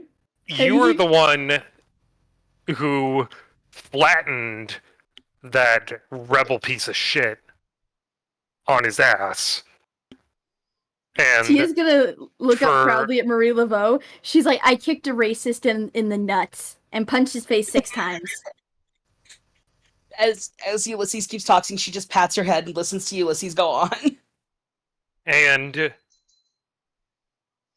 as a cavalry officer of the Grand Army of the Republic and a gentleman, I see that it's only right that it goes to you as the victor of that little of your fight. Spoils of war. Exactly. Edmund looks She's up gonna- at you Take like out the you just gave a spoils. child a fucking loaded weapon. Mm-hmm. Of course, you and I will have to. I'll have to teach you how to use such a weapon, of course. Tia- So we'll have. So we'll start on fencing lessons first thing tomorrow evening. Oh, I used to take fencing in college. You wouldn't believe it, but it's because of this old cartoon called Steven Universe. I was obsessed with this character named Pearl, and she had a sword, and that's why I took fencing. Also, because I would get like a what's the word I'm looking for? Honorary pirate degree if I did fencing, and then 2 other classes. I got Wait, that I degree, by thought the way. Pearl. Ulysses says, "Wait, I thought Pearl used a spear." You watch Steven Universe? You don't know what the word anime is? No, I don't. What is it? I'm so confused. I must say, you're a fan of Steven Universe enough to know the difference between the weapons, but like they reference anime. Like there's Japanese references in it. I didn't say I understood everything about it. That's fair. I just thought you would have that's my fault. I didn't mean to come at you like that. Edmund's People just learn things at looking different around like, times. how long is this car ride? Far too long.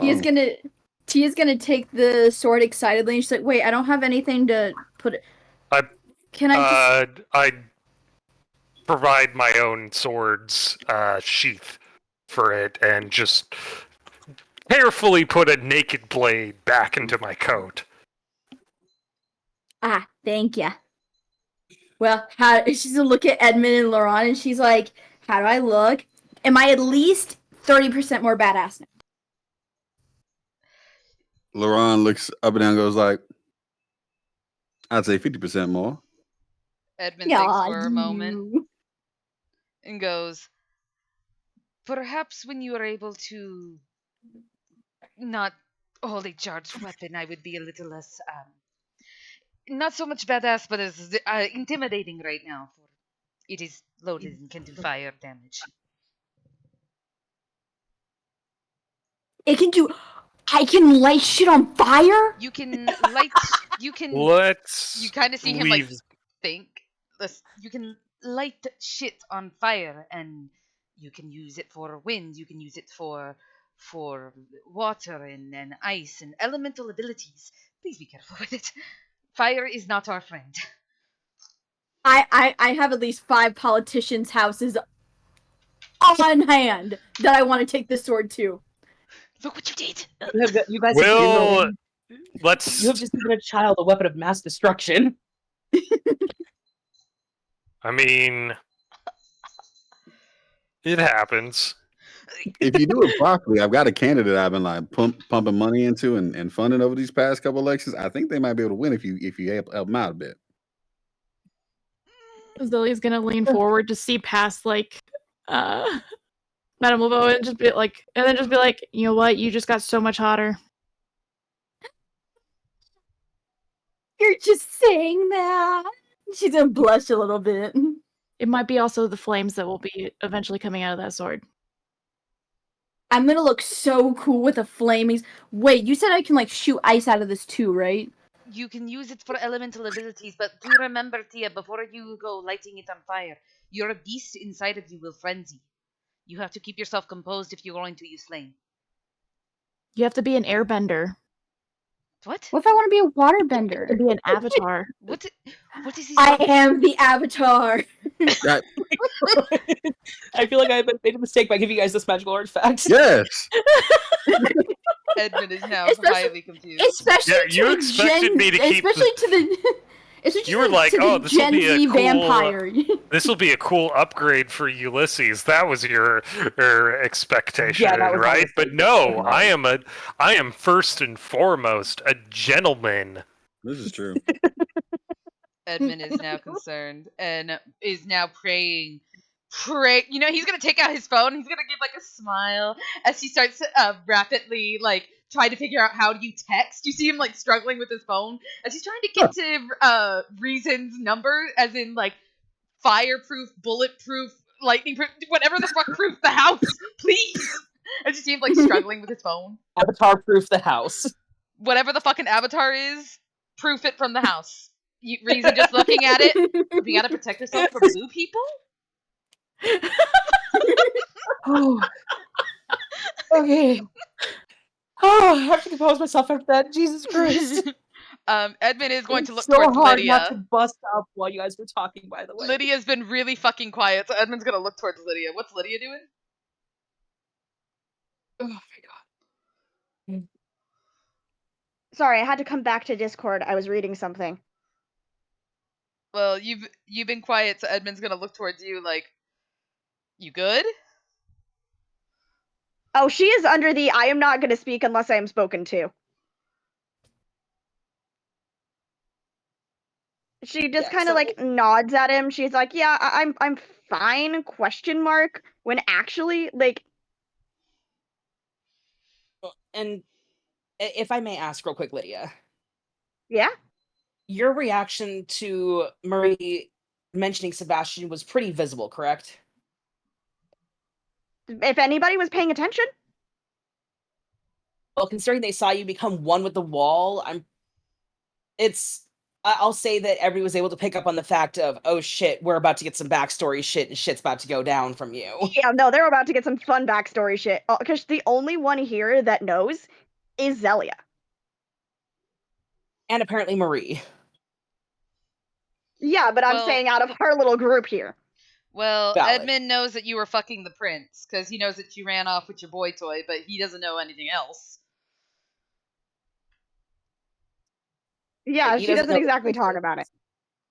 Yeah, he knows that, hey, that she was fucking this guy, but I'm going to keep my mouth shut because this is not my place. Not my monkey, not my circus. Yeah, stay out of it. He No, is. your monkey was given a magical sword. So Yeah, and you can see Edmund literally struggling in the backseat trying to figure out how the fuck does one text.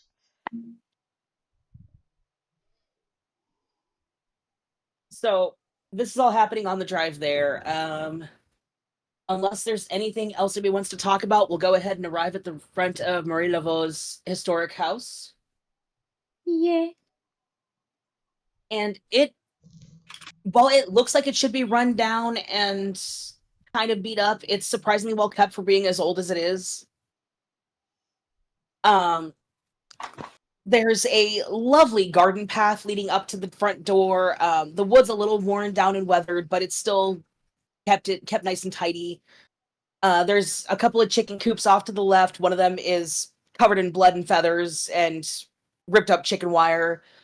Over to the right, there's a garden that looks like it could be edible, but there's some stuff in there that you're not quite sure if is edible or not. That might be a poison garden. You're not quite sure what that is. And then there's a set of dual, very heavy French doors leading into the home. Edmund is going to stay behind a little bit as everyone starts walking, and once they're like a good feet away, like as they're heading in to go inside, Edmund's going to be watching all of them walk.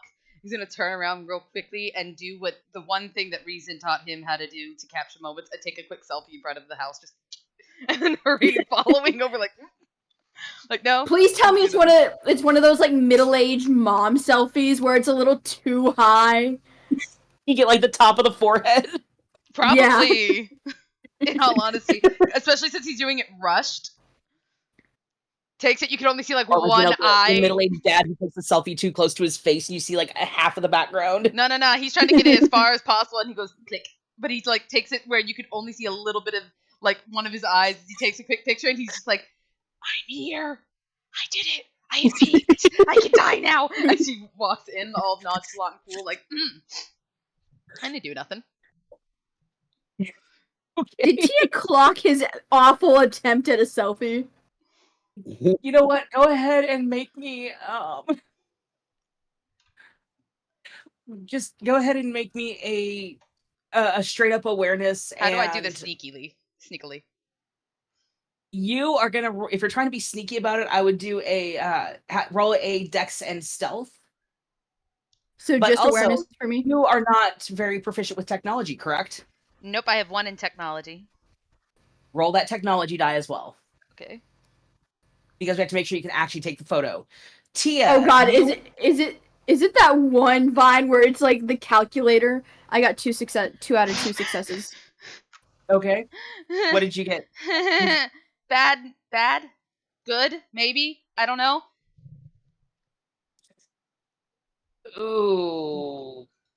Go ahead and roll me a rouse check. How does one roll the rouse check? I'm pulling that up. Give me a minute. Possible messy Sorry, the crit 5e. with I'm still adjusting to 5e because I'm 1, used to the old 2, vampire. 3, They changed 4, it a little bit in 5, 5e, and I'm 6, trying 7, to. 8, 9, 10, Um. 11, 12, 13. Technically, it's 13 successes. Oh, okay. In that case, With a possible messy crit, it says. That's why I'm like, So I will say you do not have to roll a hunger die, but I do need you to roll a compulsion check. So in that case, it would be composure and your hunger dice. Composure. So 1 hunger. Composure is 3. Composure and what? Composure, and your hunger dice. Okay, so that's 4 dice. 2 successes. All right. Where is 2 my on dice? 4. I just had it pulled up. I swear to God, I have too many tabs. If I fail, does that mean I'm going over the chickens? Not necessarily. I have to roll first. Okay. I had to go up and re-find the link.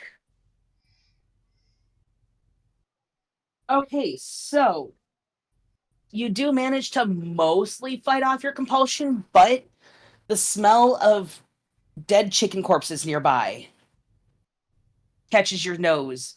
And as you're trying to fiddle with this, you do manage to take the selfie. It's difficult, but you manage it. but the frustration from using technology, because God, why do I have to use this? This is bullshit. This is recent Rosetta's thing.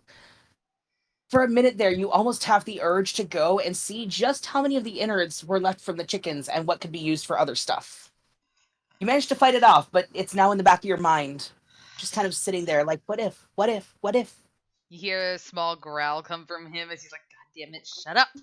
You don't rule me, I rule myself. As he starts walking like nothing happened, like, Nobody saw shit. That- And yes, you Awesome did that. see everything, Tia.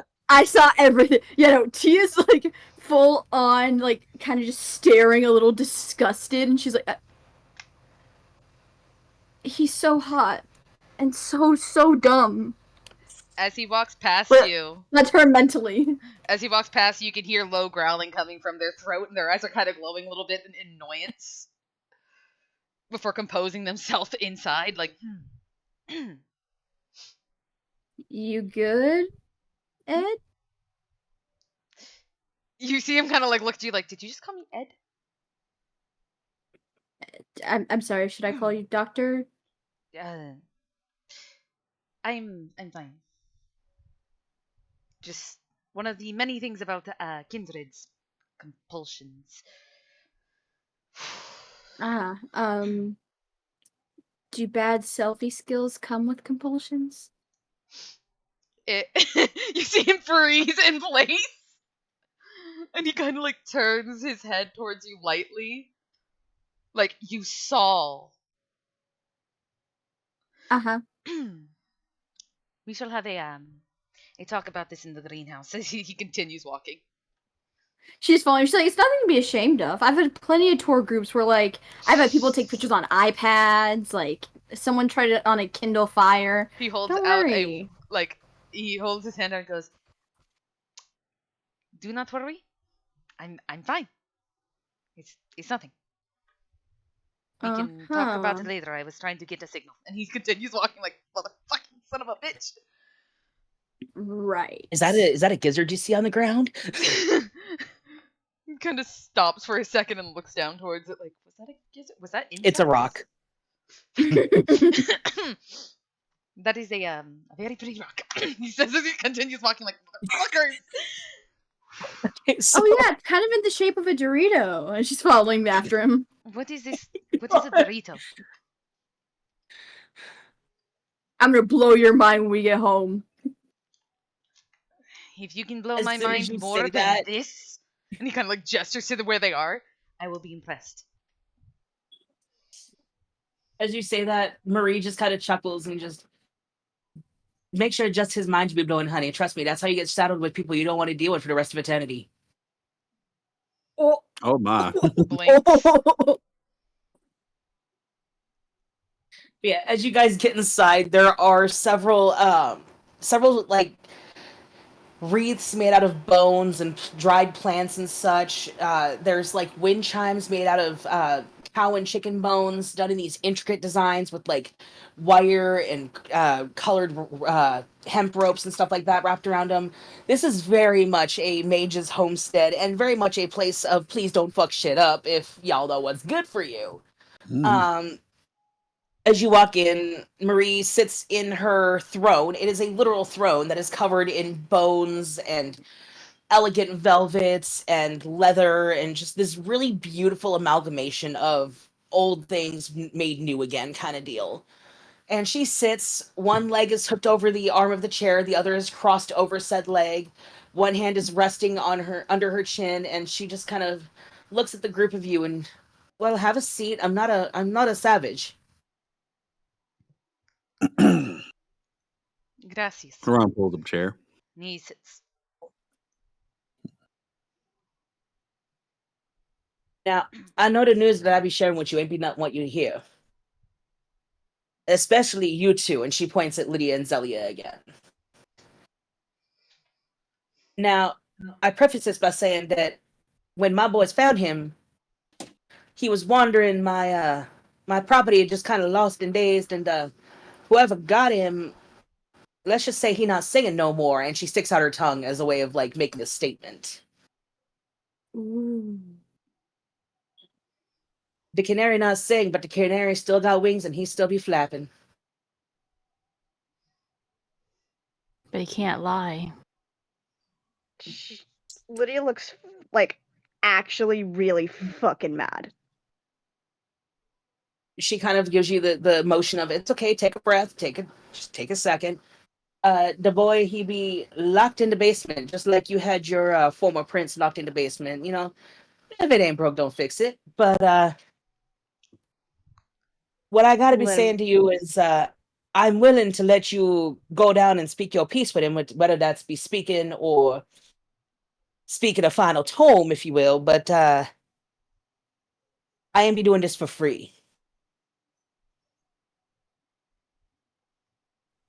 Kind would of you like? nods. Shut up, Lauren! This isn't about you! Wait, what do you say? Gotcha. Wait, what do you say? I didn't catch it. What do you say? He just mumbled under his breath. That was from Luna, not Lydia. I love you. You're good. You're good. No, it's totally from Lydia. It's from both. It's fine. It is just So- Lydia's beast. She just kind of nods in understanding because she has a lot she needs to get off her chest to him. Oh yeah. And the way Maria's talking, it's very obvious. When they found him, he has no tongue. It has been completely ripped out. And you know, Lydia, especially because of how long your family lived in New Orleans and such, as well as you, Laurent. You guys especially know that when Marie Laveau says she's got somebody under wraps, it means they're not going anywhere, even if the sword of Michael itself comes down on this bitch. It was Abe's place he could be. Zelly's gonna like crack her knuckles and be like, and how much is it to clip the canary's wings?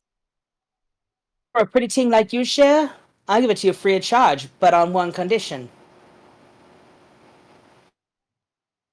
Mm-hmm. Now, I know you'll be hearing this thing about this currency that comes around, especially around the kindred, called a boon.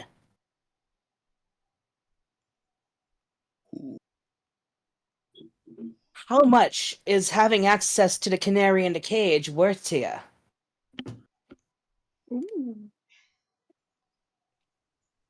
Lydia's gonna just kind of straighten herself up and just be like, I will commit every day of the rest of my own life. As soon as you say that, her grin grows wide, and it almost looks like the shadows around her kind of take a form of some form of ethereal creature for a second before dissipating back into regular shadows. Won't you shake a pulse That- in his hands? That's just what I wanted to hear. So before I take you downstairs, I need you to be making an agreement with me here, Lydia. Yes, ma'am. And you, Zedia, because I know this involves you too. Don't think I don't know about you Malkavians and you're running around whispering in ears. She motions for you two to step forward. She does. Yeah. She motions for you to give her your hands. At least one. Doesn't have to be both. She Ah. does. Yeah, Zelia does. She kind of sits there and is like, okay. Now, if anybody wants to interrupt this, they can. Who Tia am I doesn't to know what's interrupt? happening, and and she feels like it'd be rude to interrupt. Okay. The only Anything one for who really Laurent? could right now is Laron. Laurent or Ulysses could. Are they doing anything, or are they just kind of watching what's about to go down? Look, make choices. Look, LeRon is like, I don't know if I would. Nothing against you, Marie, but I don't know if I would necessarily take it. But Excuse I'm me? not here to tell you what to do with what feels right for you.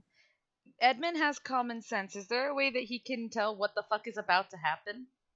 And if it's a good idea? For that, because of the particular thing about to happen, I need you to make me a intelligence and occult check. 4 successes? All right, let me roll my dice real quick. All right, so as they walk over and hold their hand out to her, you know that this is something that, particularly because of the area and the cultural aspect here, it is a very common voodoo ritual, if you will, of binding one's promise to them. They're Could you fucking they're stop your not gonna shit? blood bond, right? It's just like a contract thing. It is a magical contract. It's similar to blood bonding for kindred, but it's a mage thing instead. Okay, It's so I would explain it in more detail, but we don't have 6 hours for me to go into the aspects of mage binds and everything.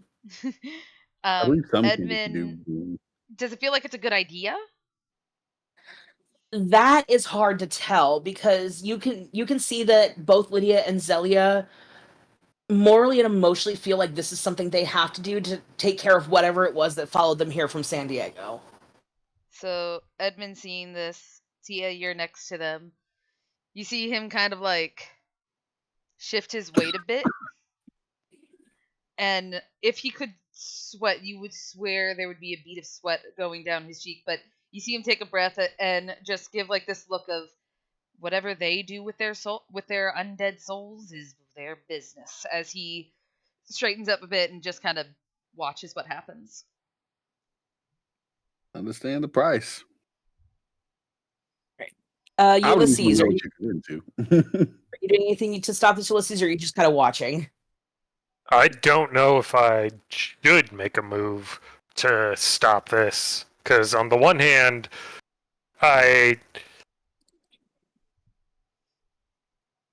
look over at Lydia and Zelia, and I try to very discreetly shake my head. And that's easy enough. I'm not going to make you roll for it. Zelia and Lydia, you do see Ulysses giving you this guy's probably not a good idea look. How badly do you want to sell your souls? I'm gonna say this as player knowledge, not character knowledge. Lydia doesn't care what happens to herself at this point. Aw. That's not healthy. She wants to protect the rest of Oh. you guys. Oh, Stuff that will come up later. I will say that this is very similar to the Malkavian aspect of obsession. Could you fucking quit your fucking shit? The goddamn bug zapper keeps chiming in. It's bullshit. But you guys, you know what? Give me 1 second. it's better than having the bugs. Get 'em! Edmund literally Can looking y'all at hear that, this, by the way? kind No. of. A little bit. It's not really noticeable. Edmund kind of just looking at this. There was a freaking fly actually stuck on the element, Oh god. and I didn't want to risk it going off all night and like short circuiting or anything. Edmund Anyway, looking at this nervously. but yeah, like almost all of the kindred here, except for Tia, because Tia's still learning, would recognize the determination in Lydia's form as very similar to the Malkavian compulsion for obsession. Ron stands by what he said. He sees that. He's felt that in his unlife. And it's a gamble you take. So he stands by it. If you feel like it's the right thing for you to do, I cannot stop you and I will not stop you. I'll trust Zelia your judgment. essentially has a hand in Marilovo's hand, and then the other hand is literally on a blade that's like in her, like against her leg. She's just like, just let me at him. So as she holds your guys' hands, she takes one hand, the one that's holding your hand, Zelia, pulls a very intricately carved bone pin that is carved into an actual helix. Like there's a gap between the two parts as it's this perfect spiral into a tip. Best way I can explain it is it looks like the spear from Evangelion. I know that sounds dumb, but that's the best way I can explain it. All the anime references tonight. I know, right? It's amazing. Mhm. And as the pin is pulled out of her hair, she stabs it. Kenji, quit your shit.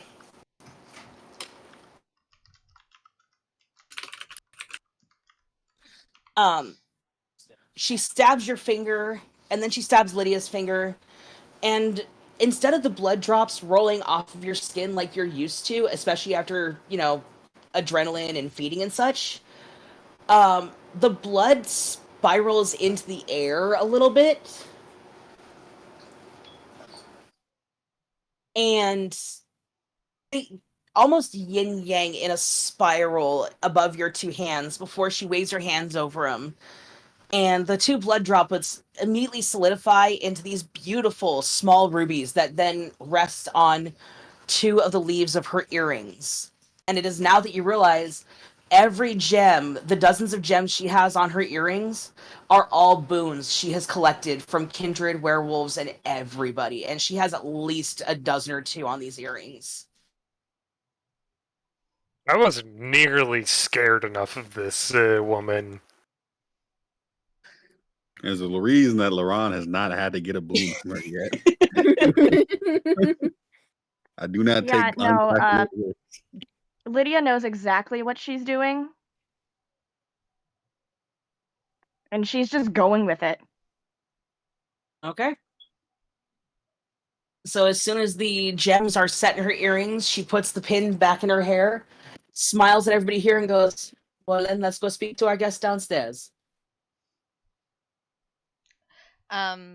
Edmund's going to kind of walk over to Lydia.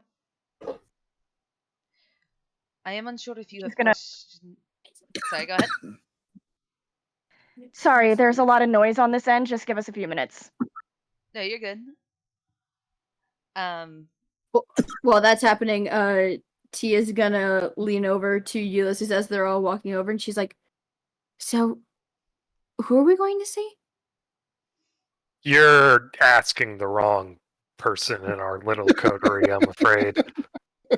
So Yeah, but you gave me a sword, so I felt obligated to ask you first. That's a reasonable response. I mean, I feel strangely honored by this, but I don't know either. So, by the way, you really should not draw that thing until we've at least had our first lesson. All right? So don't take cosplay pictures with it. Got it. Not until our first lesson, whatever cosplay is. I feel like you could take a cosplay picture with it, just keep it sheathed. So yeah, but wouldn't be as cool. What? What were you trying to say, Megs?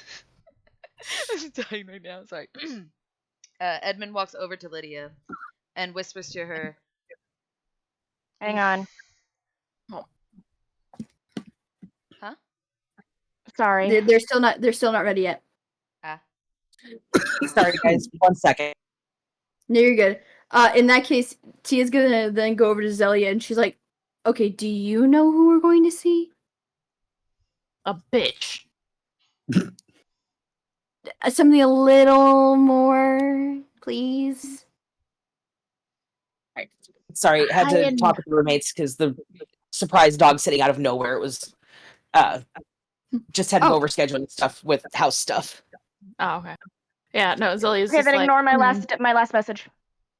Okay, so catch up in the last couple minutes. I'm so sorry. We're just Tia's just going around and asks Ulysses first who we're gonna go see, and then now is asking Zelia who we're gonna go see. And Zelia's like, a bitch.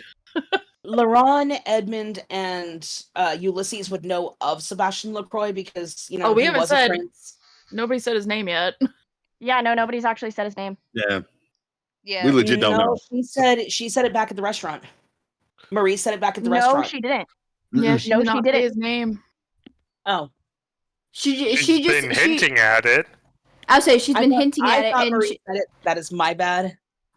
She hinted that it was someone from Lydia's life that had a connection to the sarcophagus.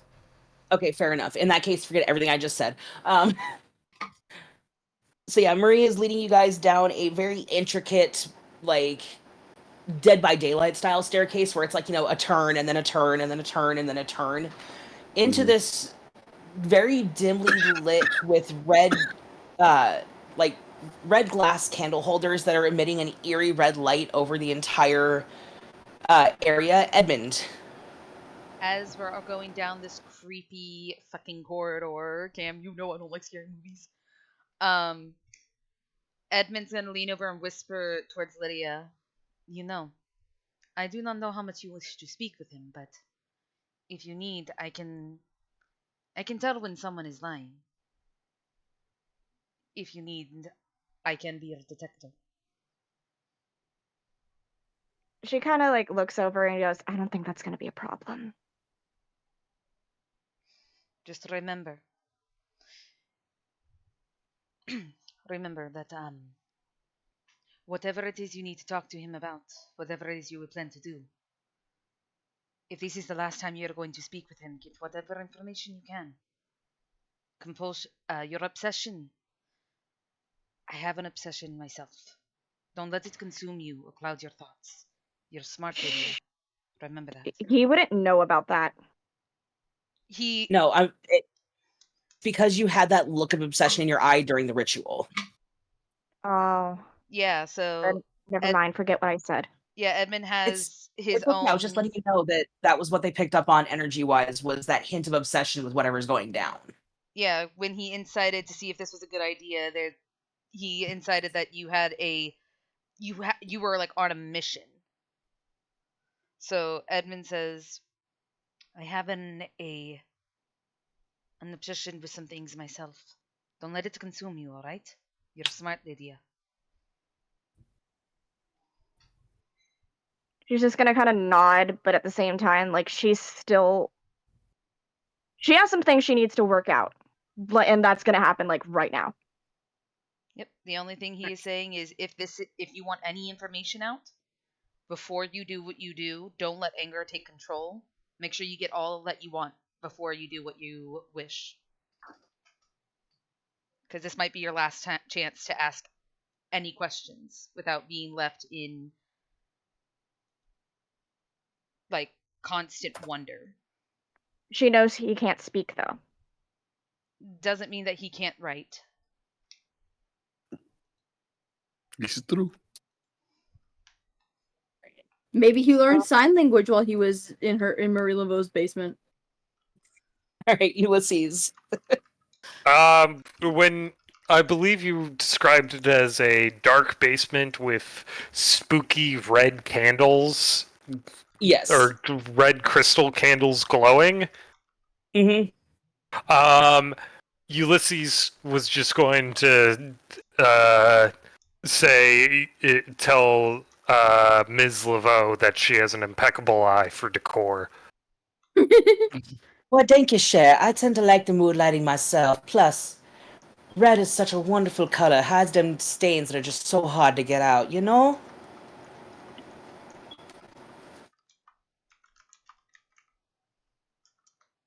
And as Redecorated. she takes you down this red glowing hallway, there is a not necessarily a cross per se, but like this is gonna, if you don't get this reference, I'm sorry. It's called the St. Andrew's cross. It's the X with the handcuffs on it and like the kinky Yeah. stuff. Chained to that about 3 feet off the ground and tilted at about a 45-degree angle. I can't talk. Fuck. Hanging at about a 45-degree angle is the emaciated, bloodied, and borderline starved to death form of Sebastian Lacroix, the former prince that went missing the same time the sarcophagus was supposedly destroyed. God damn how the princess have fallen. Tia makes a very audible ugh. Edmund eyes are like glued on them, just literally Hekata, morbid curiosity, just staring at him like, oh, I can see malnutrition. I can see this. I can see that. Just eyes are darting all around him. I can put it over here for you. Okay. Anyway, yeah. So one thing that you all notice, because as he hears footsteps, he kind of comes to a little bit.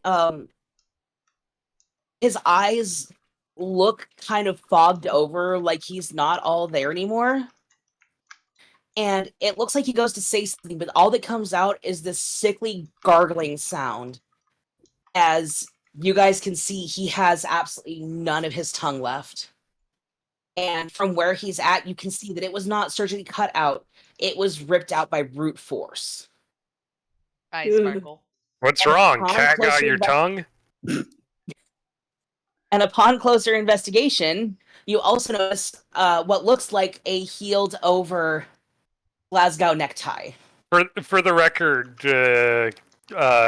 Q, Ulysses said that out loud. As soon as you say that, he looks at you and just glares. I And for those who couldn't don't know resist. No, you're good. I was waiting for one of y'all fuckers to make that reference. For those who don't know what a Glasgow necktie is, it's where they would slit your throat open and pull your tongue through your throat. Mm-hmm. It's what they did in like Ireland and Scotland during the 1920s for people who snitched. That's why it's called It's one of the reasons Glasgow the term necktie. stitches came from. I found out some weird stuff in my college history class. Okay, don't judge me. Yeah, no, he kind of looks around at you guys and then locks eyes with Lydia. She's kind of in the back of the group. Oh, it don't matter. He can still lock eyes on you. As soon as he meets your gaze, what used to be love and compassion now comes off as more as, oh, you poor pathetic puppet.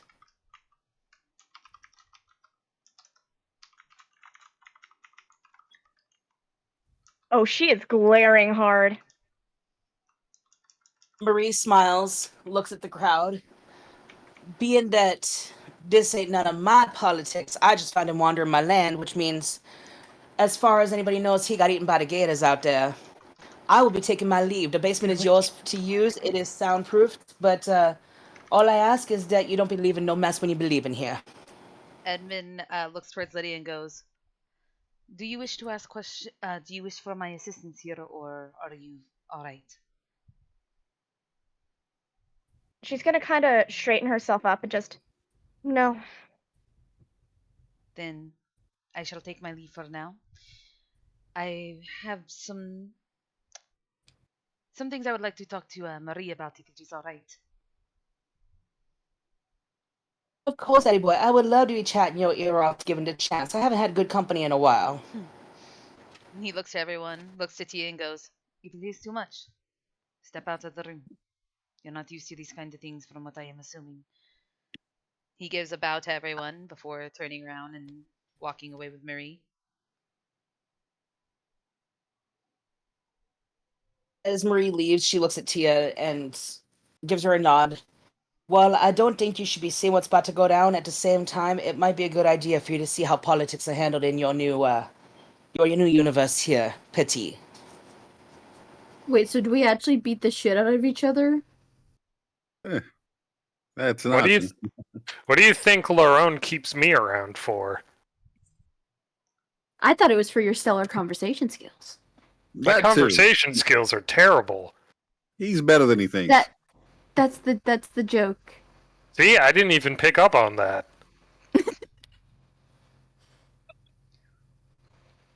But yeah, she's gonna take a step back and kind of hide behind Ulysses a little bit. She doesn't like how this guy looks. You know, he used to be very attractive. Now he looks like a Ginger Jack Skellington on a crack binge. Like I said in the chat, he looks like he would call Tia a various amount of slurs. Probably, considering the last time that Zelia and Lydia saw him before he got exploded, theoretically, he was ordering the execution of a brand new kindred who was turned by a whim, and this poor child didn't know what was going on and was suddenly going to be killed again. Like, he has no compassion, really.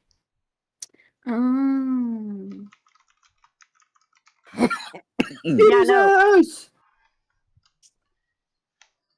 Yeah, Lydia, he is currently giving the "oh, you sweet summer child" look.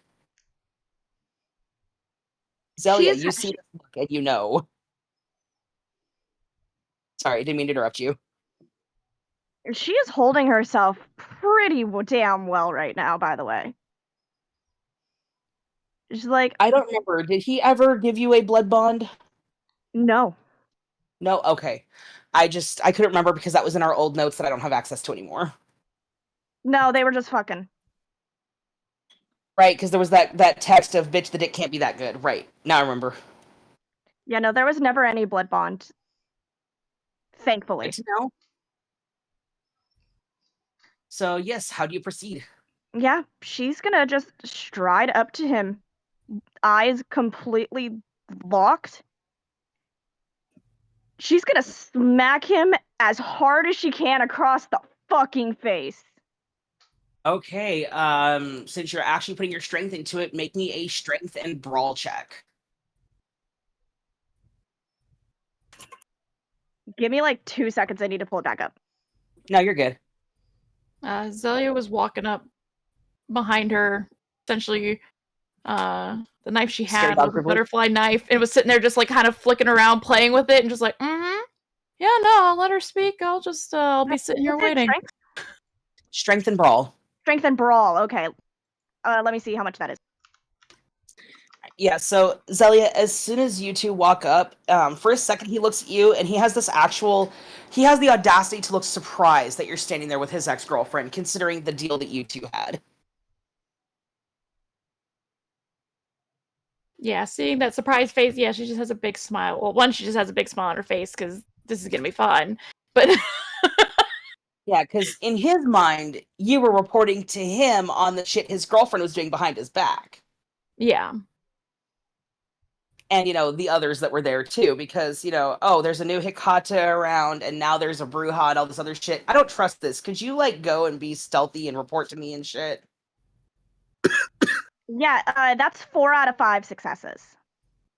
Just fucking hell. Okay, well, his condition gets worse because he rolled 4 critical failures. Fuck yeah, let's go! So you slap him and you hear the unmistakable sound of bones breaking as 3 of his vertebrae shatter. But he's not dead.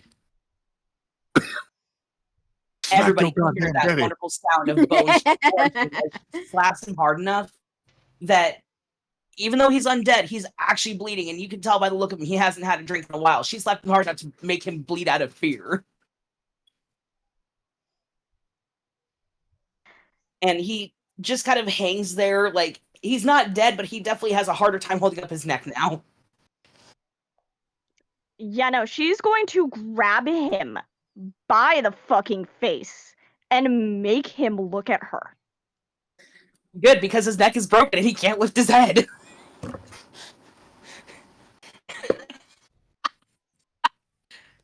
He's kind of dazed, like, he looks like he just got clocked by Mike Tyson on a bad day. Basically, that's what fucking happened. So, Zelia, you just saw your BFF fucking break this bitch's neck with a bitch slap like the bitch he is. Shouldn't been a little bitch. Real quick, how's everybody else reacting to this? Because I'll put my reaction is in the video right there. Laurent saw that first.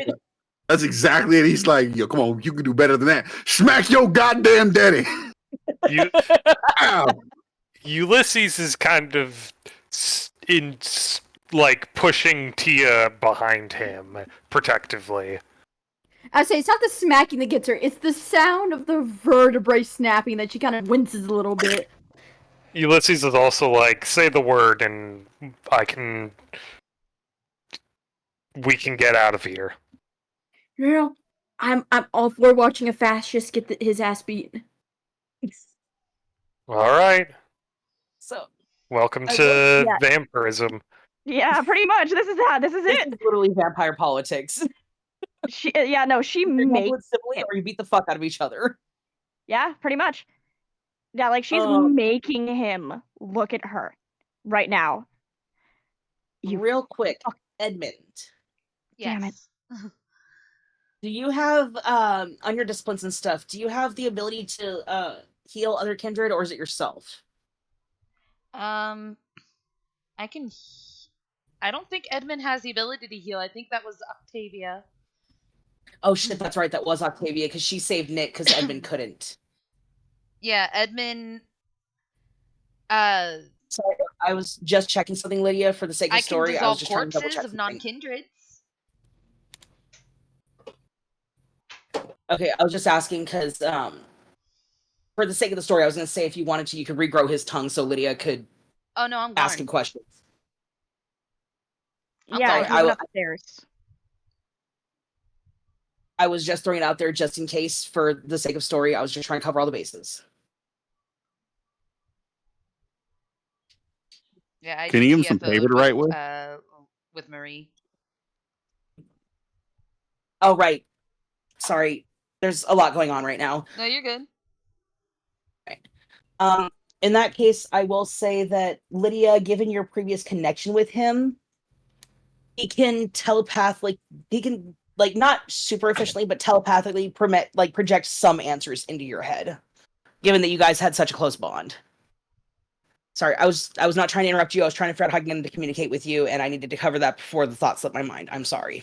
Yeah, it's fine. What was I saying? You have him by the face, and you're like, this motherfucker's gonna learn what he did. Yeah, sorry, I got like super distracted with all the noise that was around. Sorry. No, it's not your fault. It's the dogs running up and down the stairs. I know. Trust me, I'm apologizing because they're right behind my microphone. Yeah, no, so she has him by the fucking face, making him look at her. I know I said that, but I'm reiterating. Mm-hmm. You fucking toyed with me.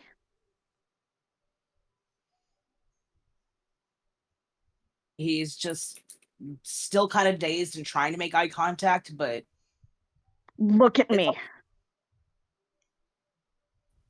Are you going to compel him?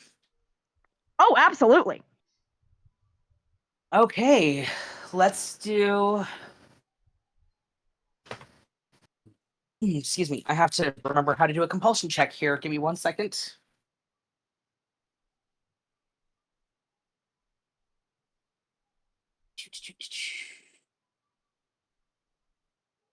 Why is it not easy to find?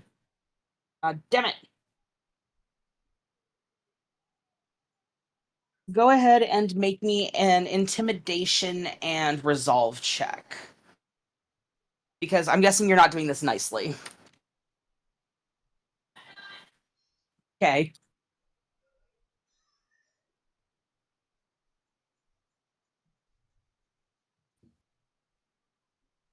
So it was intimidation and resolve? Yes. Because Okay, you just are. double checking. Yep. Because you're imposing your will upon him and you're not doing it nicely, you want to scare the fuck out of this guy.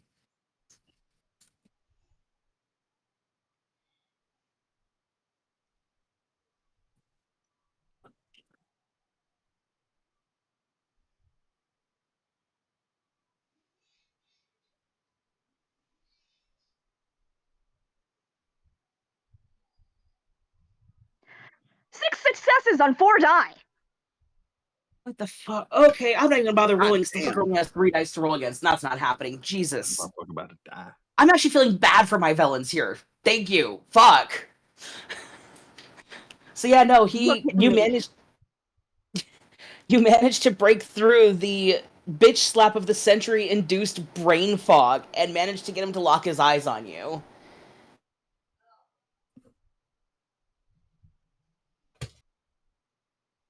Yeah, no, he can see the anger, the hurt, just everything that she has been keeping in for the last 24 years. Well, 20 years, about.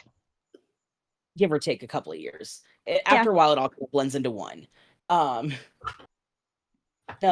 even though you are compelling him to lock eyes with you and you are hoping to find some sort of remorse or regret for what he did, all you see is the broken remains of a man who once wanted everything and got nothing.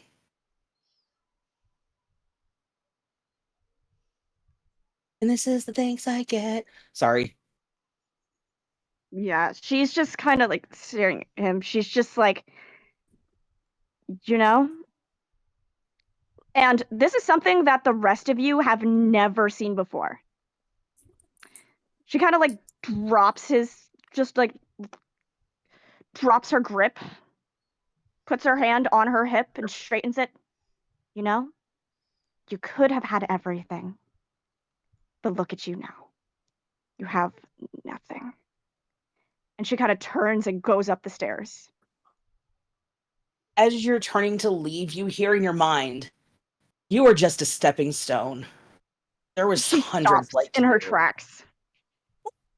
Yeah. And look at that, where that got you.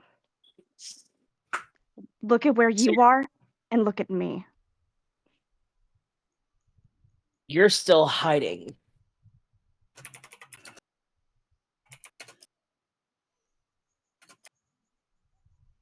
Sorry, my You're push to still talk wasn't working for a second.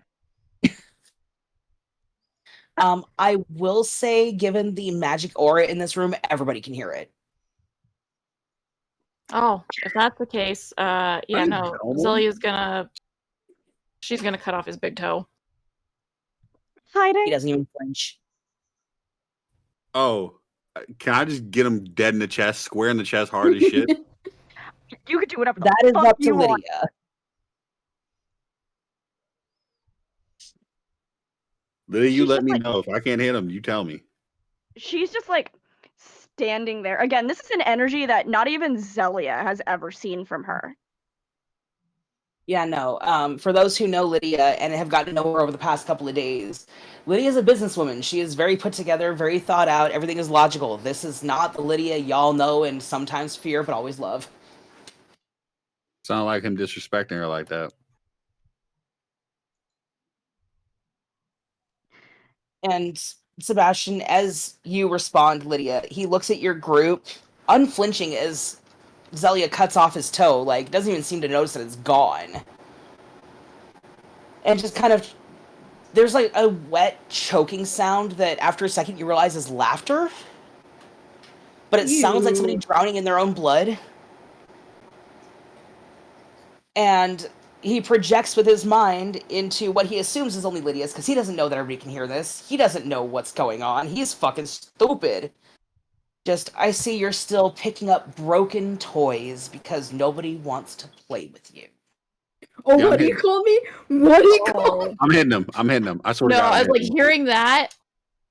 He could see the pure rage in Zelia. She's actually just gonna take the blade and jam it up through his bottom of his jaw. Oh! Oh! It's like a puppet. She's just gonna Yeah, no. twist. So while this is going on, Lydia's gonna slowly start walking back over. Her entire aura shifted. Like, you know how like when color shifts happen? Like drastically? That's exactly what happened just now. Like, it was like a switch flipped completely. And she's just like hiding, picking up broken toys. No. No. You know what I am capable of. And you know you could have had everything with me. But she threw it all away. I am here now. Stronger, smarter, and now I don't even care what they do to you. I used to love you so much. Yet, look at what you did. I was ready to give you everything.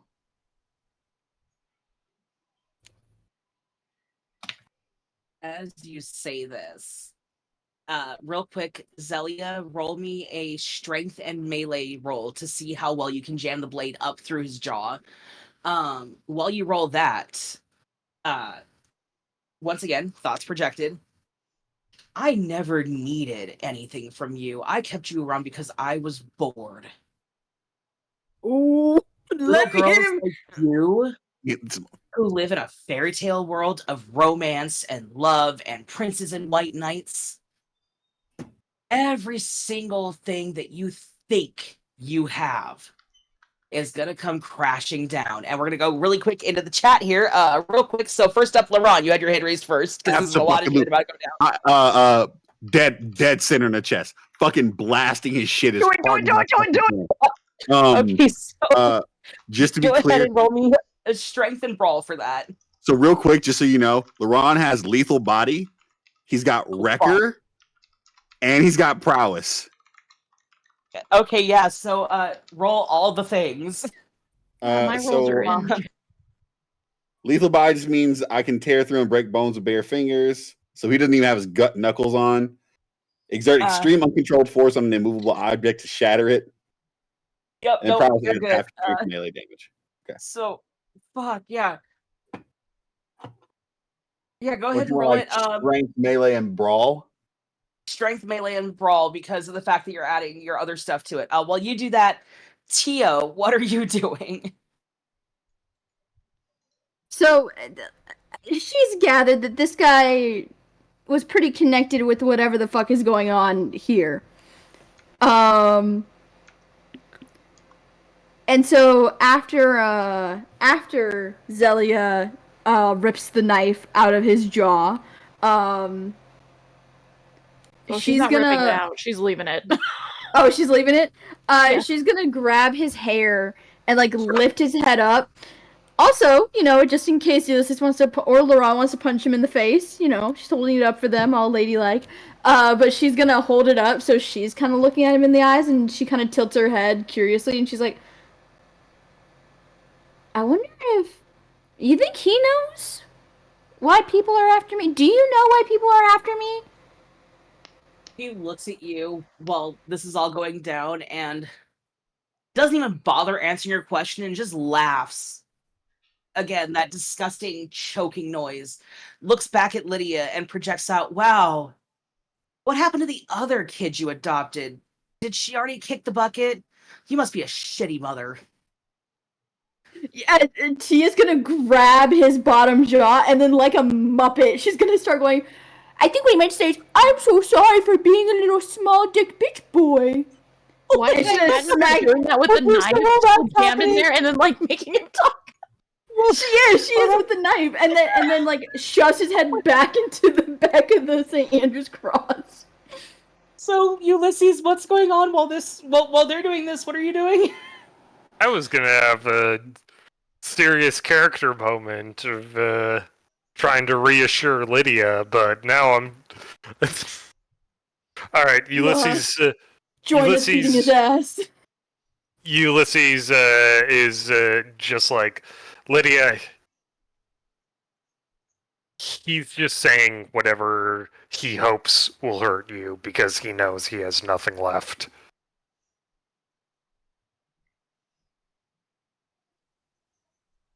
Again, her aura here has not changed.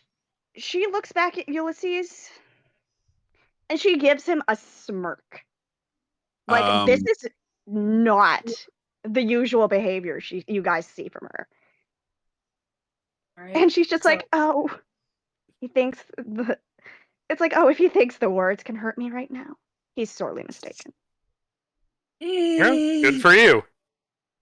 Quick question. Right, so That wasn't supposed to sound flippant. That was like that was genuine. Yeah. For you. Quick question. How many times can I burn willpower in an action? Until you're out of willpower. I'm gonna burn it one more time because I really want that crit failure gone. Okay. So Laurent is winding up. For the sake of argument, I'll say you have time to pop on your brass knuckles. Yeah. Oh yeah, this is better. Okay. This is way better. Give me a second. I'll just say So, setting the scene so far, so we have Zelia having stabbed and left her knife into his skull. Tia is using it to turn him into a Muppet, correct? Because he disrespected her, and then she shoved his head back into the back of the X cross thing. The St. Andrew's cross. Yeah. Yeah, so he has a little bit of bludgeoning damage on the back of his head. Okay, I have noted the damage taken. What's up, Laurent? Laurent's rolls 4 failures. 1, 2, 3, 4, 5, 6 successes, 1 crit success. God damn. You only needed 2 successes on this guy. I'm about to destroy this man's entire rib cage. This is next one punch man, this bitch. That they never existed. Yeah, so no. As soon as Tia pushes his head back, LaRon, as soon as Tia steps out of the way, almost like a hawk going in to dive, you manage to swipe over her just right and use that momentum to bring your arm down and up into his rib cage. As soon as it connects, it sounds like somebody has put a megaphone next to a microphone at a Metallica concert in his rib cage as you hear the sound of what normal people might consider like, Fritos being stepped on as his bones are crushed. Blood is now pouring out of his mouth from the knife wound and his ribs being obliterated. And you do notice that your hand is covered in already coagulated, not quite blood anymore, but like a coagulated ooze. Mm-hmm. And even though he can't say anything, there is a very wet, pained scream that comes from his throat. You're not dying. Stop it. I mean, he is, but I mean, he is. On that note, can we take 5 real quick? Because I need to feed the dogs and everything. yeah. Yep, we can go Sure. on BRB. We will We'll be right back after back. these messages There are from no viewers like you. No. Thank you.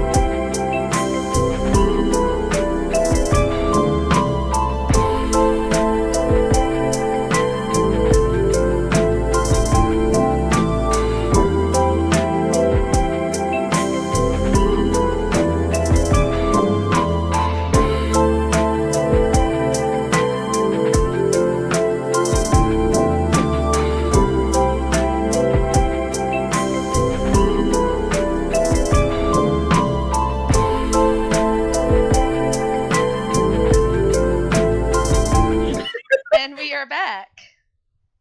Welcome Hello. back, everybody. We had to take a Right. few minutes there because shit was getting intense and my dogs were starving to death, obviously. So we're back. He currently has not even broken, but pulverized ribs, a shattered neck, a knife sticking out of his skull, and blood and coagulated black ooze is just pouring out of his body. Yeah, put this bitch out of his misery. But he's still alive, somehow. After he kind of sort of catches his breath, if he can, it's weird, like he doesn't breathe, but it feels like he needs to breathe in this moment. He just kind of looks at Lydia, shakes his head, and just always need other people to do your dirty work. Did Zelia even tell you why I kept her on the payroll? Did you know she was sneaking around reporting to me all of your stupid little antics in the shadows? This is player to DM. Yes, She figured that out really fast. she did. And if I remember right, Zelia basically said, yeah, no, I'm playing double agent because this guy's fucking crazy, Yeah, if I remember right. Yeah. I'm When wrong. she met her, she was just like, I don't fucking trust you. And Zelia was like, yeah, you probably shouldn't. This is what's going on. Sweet, yeah, so he kind of like God, how do I explain this? The best way I can explain it is like the dude from Beetlejuice who was hanging on the coat hanger, you know, with his bobblehead, kind of just whips his head over to Zelia and just, how many people are you gonna step on to make yourself feel like you're worth anything? Fucking God. Doming this nigga. Like, straight driving this bitch, bro. Zelia's face is kind of like drop a little bit, and she's just still looking directly at him, and just gets a huge smile on her face. And she's like, probably just one more, and she's gonna take her leg and step right over, like just like right against his freaking crotch. Bam. Oh! So It wasn't the that gargle useful noise anyway. doesn't happen again, but it's a lot higher pitch Yeah. now.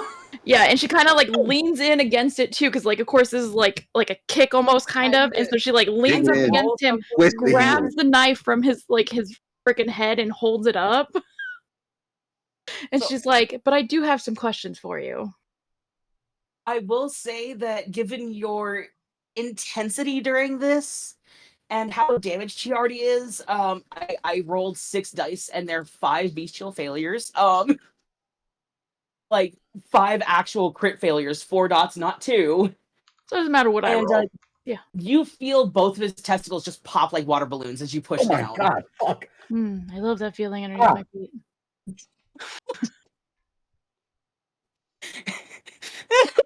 Ah. Oh my god. Okay. So yeah, as you suddenly have his undivided attention now. He can finally feel that pain. Good. And he Good. Now just- you see me, huh? But yeah, no, so like still with her leg pressed up against his now exploded nuts, grabbing the God. knife and holding his head up so that way he can properly have his head up and look at her. She's like, good, I have some questions for you though. And if you're not, it should have been already aware to you, because you're just so smart. God. We've all been hearing everything this whole time. So you could just Wait, speak to what? the whole class with these, by answering these. But I do have some questions. So, speaking of the first child, why, who's her sire? My sire? Not your sire. Octavia's sire. Oh, fuck. You're going into some deep shit here. Okay. I have to pull up those notes real quick because it's been a while. So it takes him a minute and he's racking his brain. Your compulsion is still in effect, Lydia, so he is still compelled to answer, even if he's not willing. he racks his brain for a minute, and after a second, he simply responds with, "I don't know his actual name, but the name he always gave was Siren." Oh. And Mhm. um, And where is this siren? you remember where my penthouse was? Mm-hmm. Mm-hmm. Yeah, if I'm recalling correctly. God, could you please move your foot? I can't focus. She's gonna Um, twist it a little bit more. God, that was scam. Not even that wasn't smacking. That was Q. Jesus.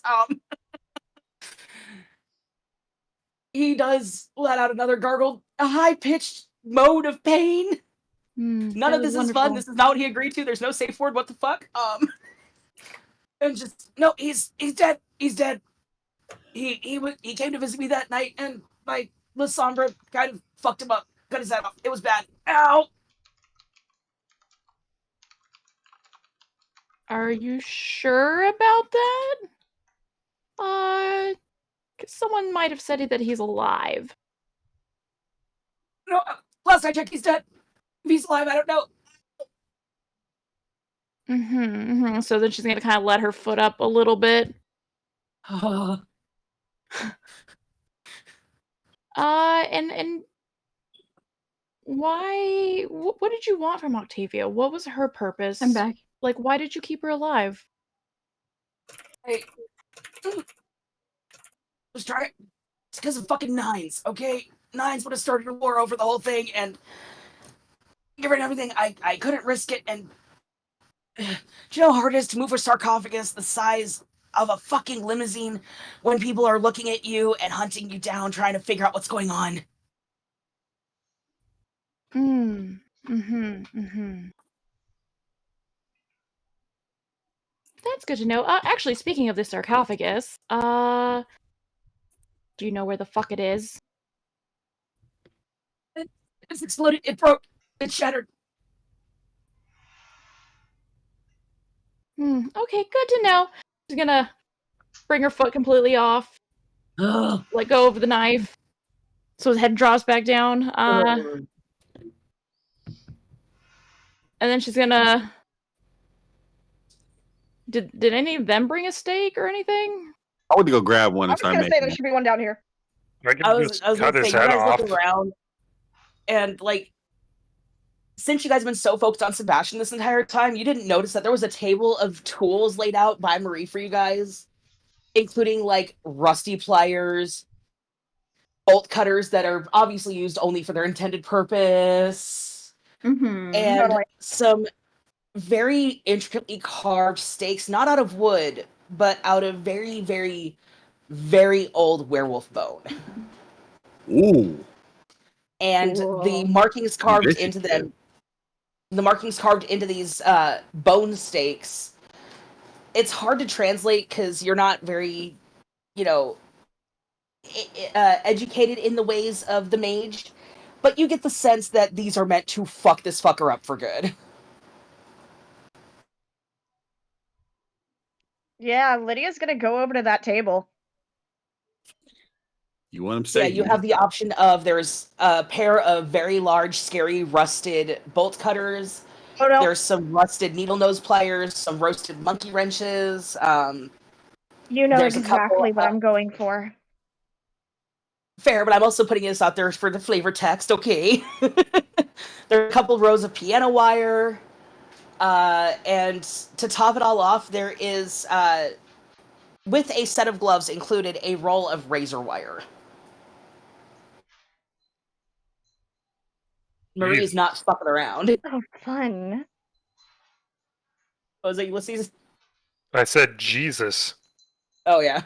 Marie don't fuck around. As fun as those sound,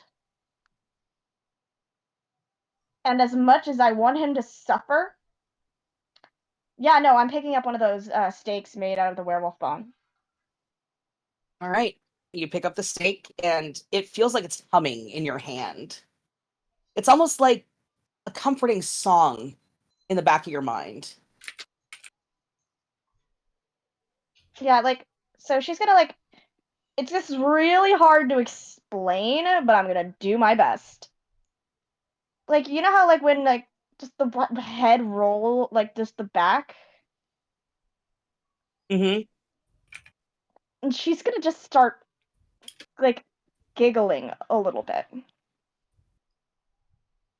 Uh-oh. Oh, shit. I've wanted to do this for so long. She kind of walks over with the steak in her hand. And it doesn't take a fucking genius to know what she's about to do. As you walk over, he looks back at you as best as he can, kind of using the knife to prop his head up a little bit on his chest, and just kind of, you don't have the backbone. You never did. I always had to do your dirty work for you. She's gonna plunge it into his chest. I have to ask, given the circumstances here, is this to hurt or to end? Hurt at first, but it's to prolong it.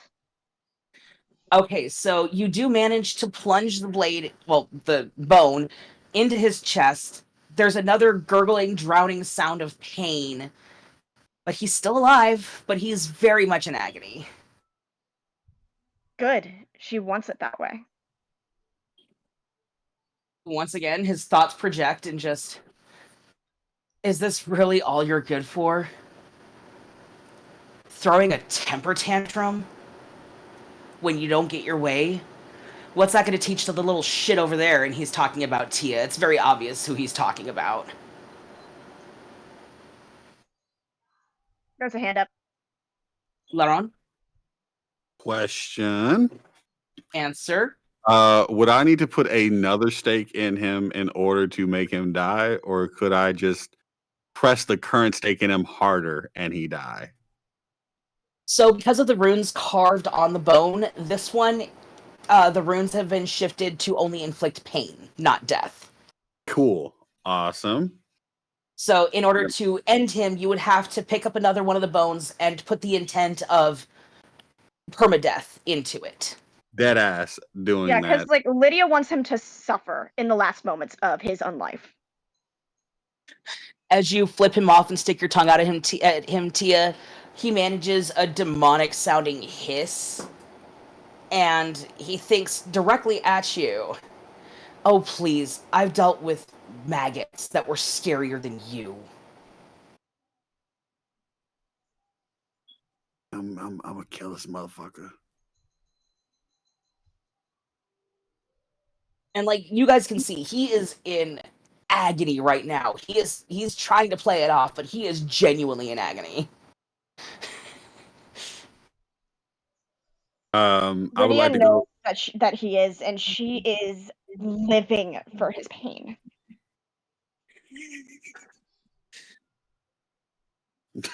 He is still looking at Tia, and he sees that hint of rage, and as you stare at him down, Tia, you feel the beast inside growling in your ear. He's helpless. He's an easy target. This would be the easiest notch in your belt. This fucker looks down on your best friends here. He's the worst kind of scum. He's just like those racists that you kicked their ass earlier tonight. It We're wouldn't your be that best hard to put friends? him down. I mean, you gave her a sword. That's basically best friend material. That's kind of sad. Is the table that all the stuff on, was that made out of wood? The table itself is made out of wood and reclaimed bones. Like, at this point, y'all can see, like, almost everything is made of wood and bones in this place. Cool, cool. Yeah, Zelia wants to break that table. Wait, so do I Okay. need to roll anything? She's just gonna for make the her own beast wood to, steak. like- Sorry, what was that, Tia? I said, you mentioned the beast. Do I need to do anything, or is that just a little mention that, like... No, you need to roll a, So I want you to take the hunger dice that you have, which means however many points you have that you're not hungry, Uh-huh.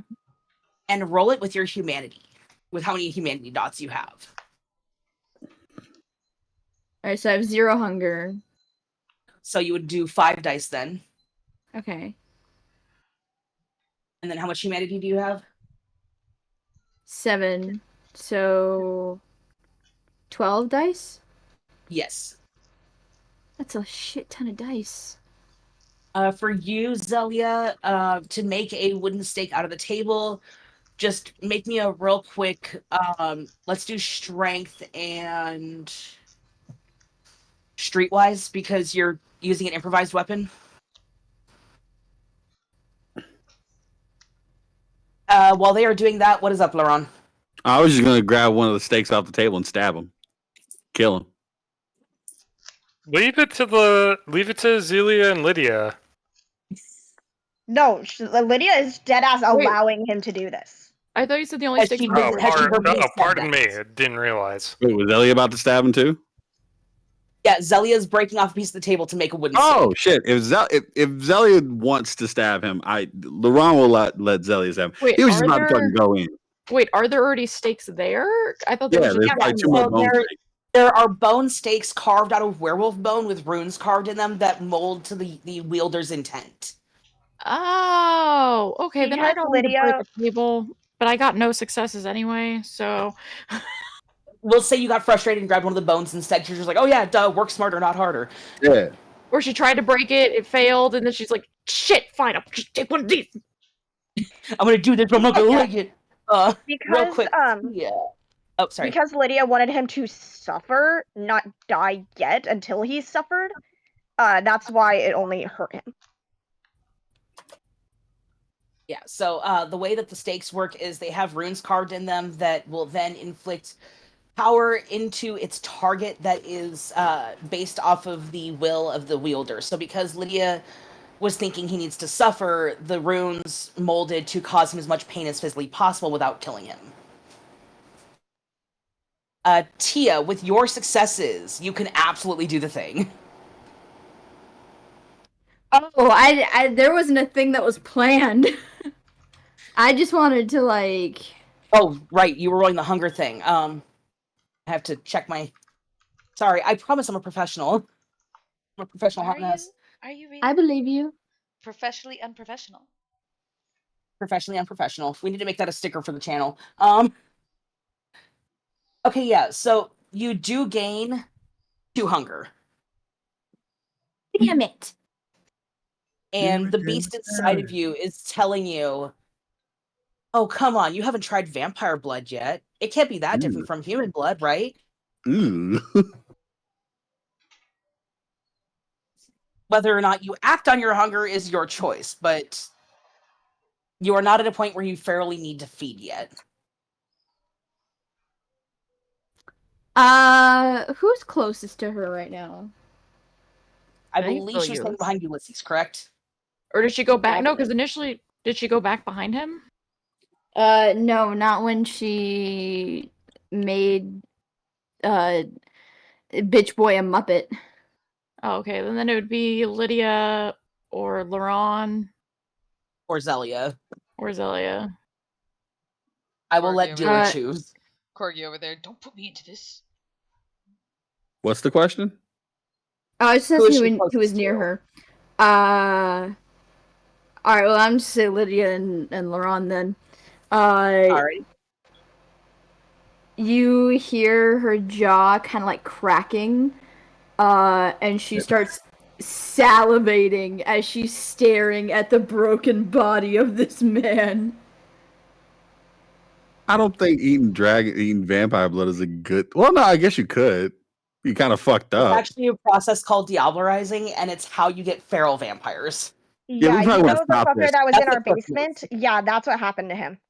Yeah. That's how you get Princey McPrinceface, who decided to cyanide capsule his way out, basically. So we heard this, right? It's also Me a and thing Lydia where heard Yeah, this? you you know heard her. the You heard her visceral- jaw cracking as she felt that hunger kick in, and you can see her like, "Oh, I just need one bite. Give me one taste." Oh, fucking What LeBron. would be? She's like, what would be more satisfying than draining this motherfucker dry? No. LeBron shouts to Ulysses, Ulysses, hold her. Ulysses, yeah, he grabs Tia by the shoulder and pulls her back.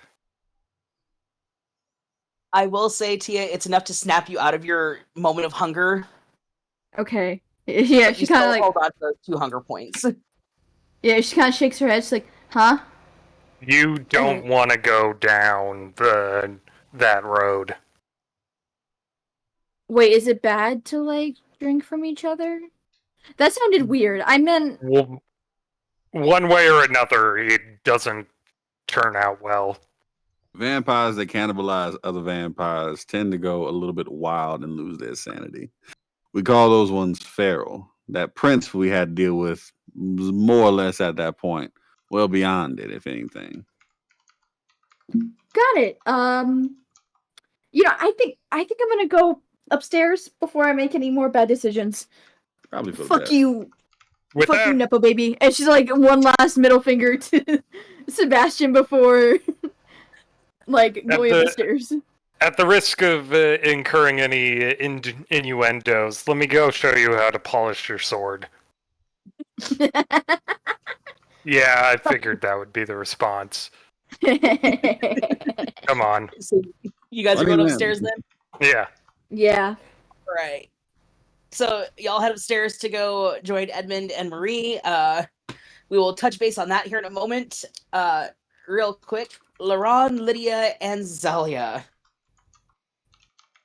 Because this fucker is chained and broken and a shadow of the kindred he used to be, how do you want to do this?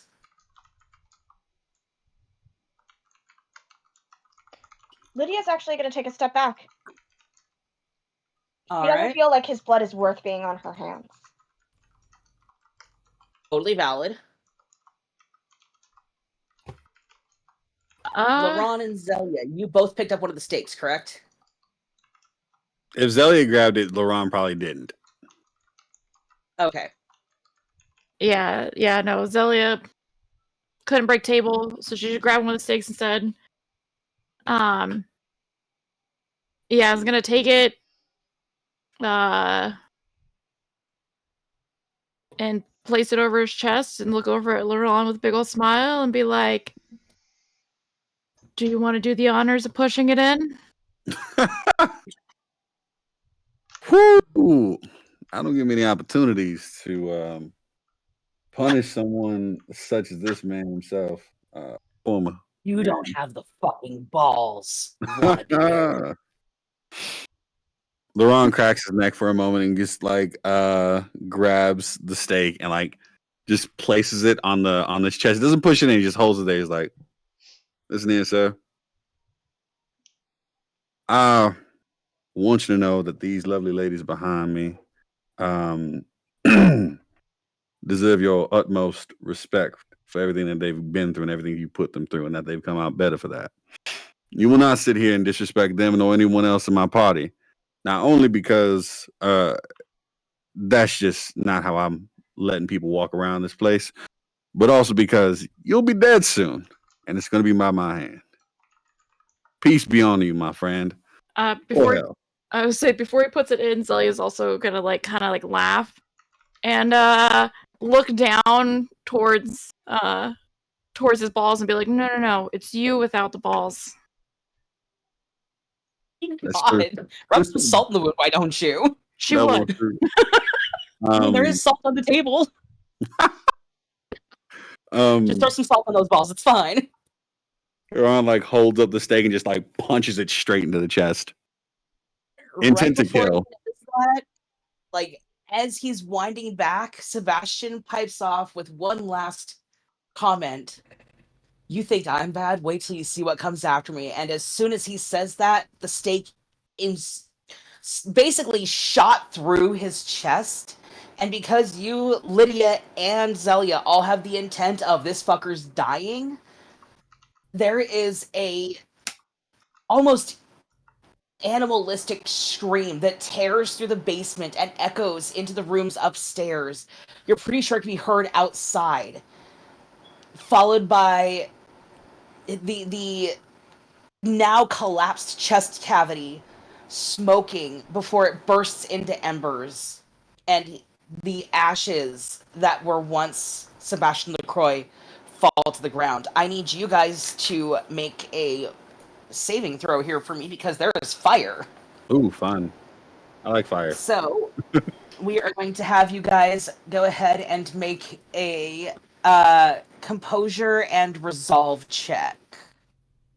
Okay. I got 6 dice for that.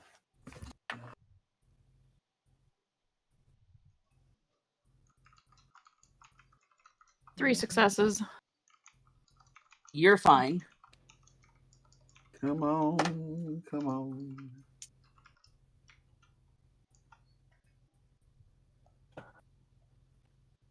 God, fuck me. 4 dude. successes.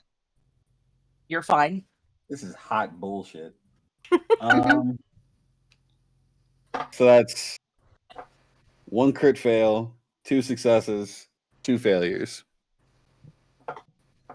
Okay, so Lydia and Zelia are fine. Yeah. Laurent, as you pull your hand back, part of the remains of his shirt is stuck to your brass knuckles and it is on fire, and your first instinct is get it off, get away from it. And you go into a minor terror frenzy as you're trying to now run away from fire. God damn it, fuck! Shit! You take 2 points of hunger. Oh, fuck me. That's a first. And you are now in a minorly frenzied state, which is like a severe panic attack that will last until either you are able to snap out of it or until you feed. Okay. With that being said, real quick, while y'all are dealing with this, we're going to go upstairs and see what that conversation was happening while you guys were taking care of the interrogation. I look like a bitch now. Your mama's a hoe. One more dig from beyond the grave. Anyway, so Edmund, you and Marie started off by just chatting in the living room a little bit, and now she has you in her kitchen, which, as you know, for anybody in the South, doesn't matter, mage, kindred, whatever, nobody lets anybody in their kitchen. So the fact that you've been invited into her kitchen willingly is a big deal. Will you fucking get out of the trash, you goddamn gremlin? I'm not in the trash. How dare No. you? God damn it, Edmund. Listen, I'm not that much of a fanboy. My God. But no, she's currently working on cooking in the kitchen, and she is allowing you to assist her, of all things. Oddly enough, Edmund is actually a really good cook. I remember you telling me about that, yeah, because we were talking about some fun, like Fun little just snippets. cool knickknacks and stuff like that to add to your character sheet Exactly, there. because what kind of an Italian can't cook? Believe it or not, I've met a couple, but anyway, Marie has been mostly making small talk, talking about the weather, talking about the recent murders, stuff like that. Mm-hmm. And as she's been having conversation with you, she's noted that curiosity in your eye. It's very hard to hide because, oh my God, it's so cool that she has somebody to talk to about this finally. Also, And she just in order to Go grow ahead. plants, he had to use blood sorcery, so he had to have taken a small potion in order to grow the plants. So definitely had noticed his blood sorcery. Oh yeah, no, she's made note of that. That's one of the reasons that she's just like, you know what, you're okay. But as you guys are sitting here cooking, she just kind of smiles, and I can see that you have questions, Cher. Feel free to ask. He offers a smile as he is chopping some stuff for her and says, "See, I did have a couple of questions. I don't know if you have noticed, but I am also one of the magical sense, the rituals and all." Darling, there's not been a Hecata yet that I met that I not like. Good to know. I would hate for you to think poorly of me. You got manners, unlike your friends down there. I appreciate that. he kind of like thinks about Laron for a moment, where he says, He sneezes. "Frenzy," in the middle of stabbing. Oh shit! Fuck! I missed. One more time. He thinks for a moment, goes, "Friends are that's kind of a stretch for us. We only recently started talking, but I was wondering if you would not mind having an exchange." Depends on what this exchange be asking for we're gonna have in it, because I'd be willing to help with some stuff, but I've been burned in the past. I know you've been hearing the stories about old Marie Laveau and her horrible tragedies that she suffered during the olden days, but depending on what you ask, I may be able to make it happen. I was wondering if there could be an exchange of information, not so well, not information of recipes. I would like to know a bit more about the arts that you know, and perhaps I can teach you some of the rituals that a Hakata or a Tremere has up their sleeve as well.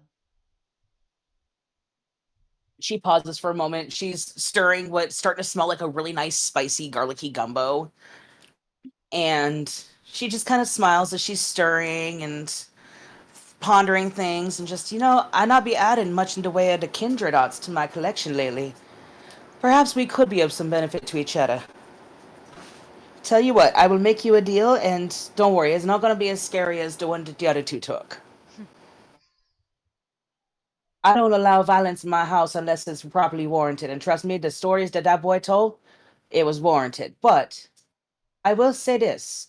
If you're willing to teach me some of your secrets, maybe old Marie Laveau teach you some of hers. I would never dream of causing any kind of disturbance in your home, at least not without permission. And I would be very much interested in learning ways from you. And he kind of takes her hand and gives it a small kiss. As you do that, her cheeks flush a little bit. She starts blushing a bit. He's good at charming old ladies. That was my old tactic too.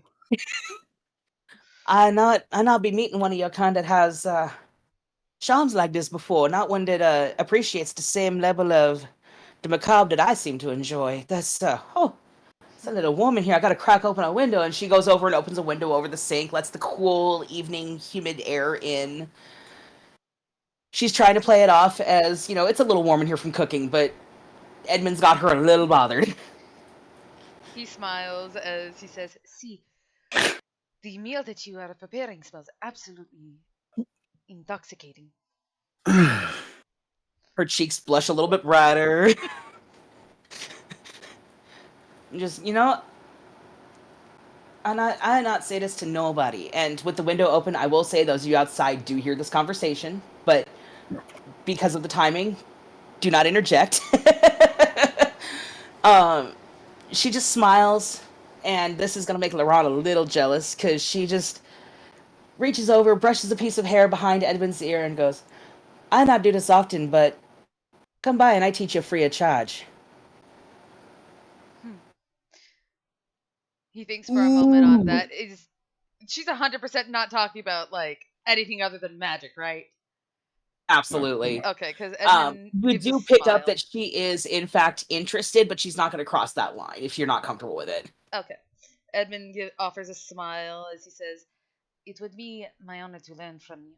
After all of the stories and all of the things that you were able to accomplish are something that I am very much interested in. I have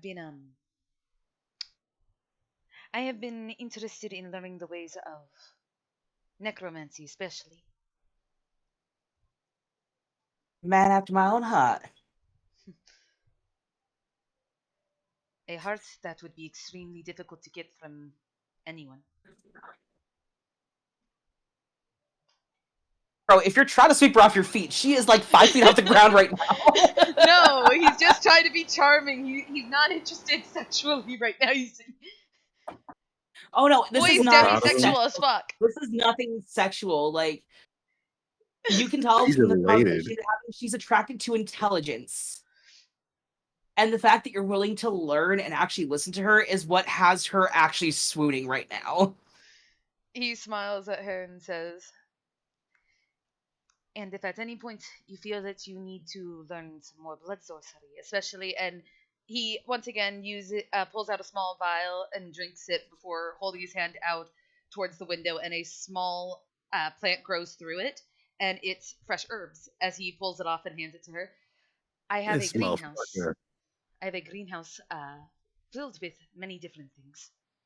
God Here, and damn. he puts one of the vials on the counter. This one is free of charge.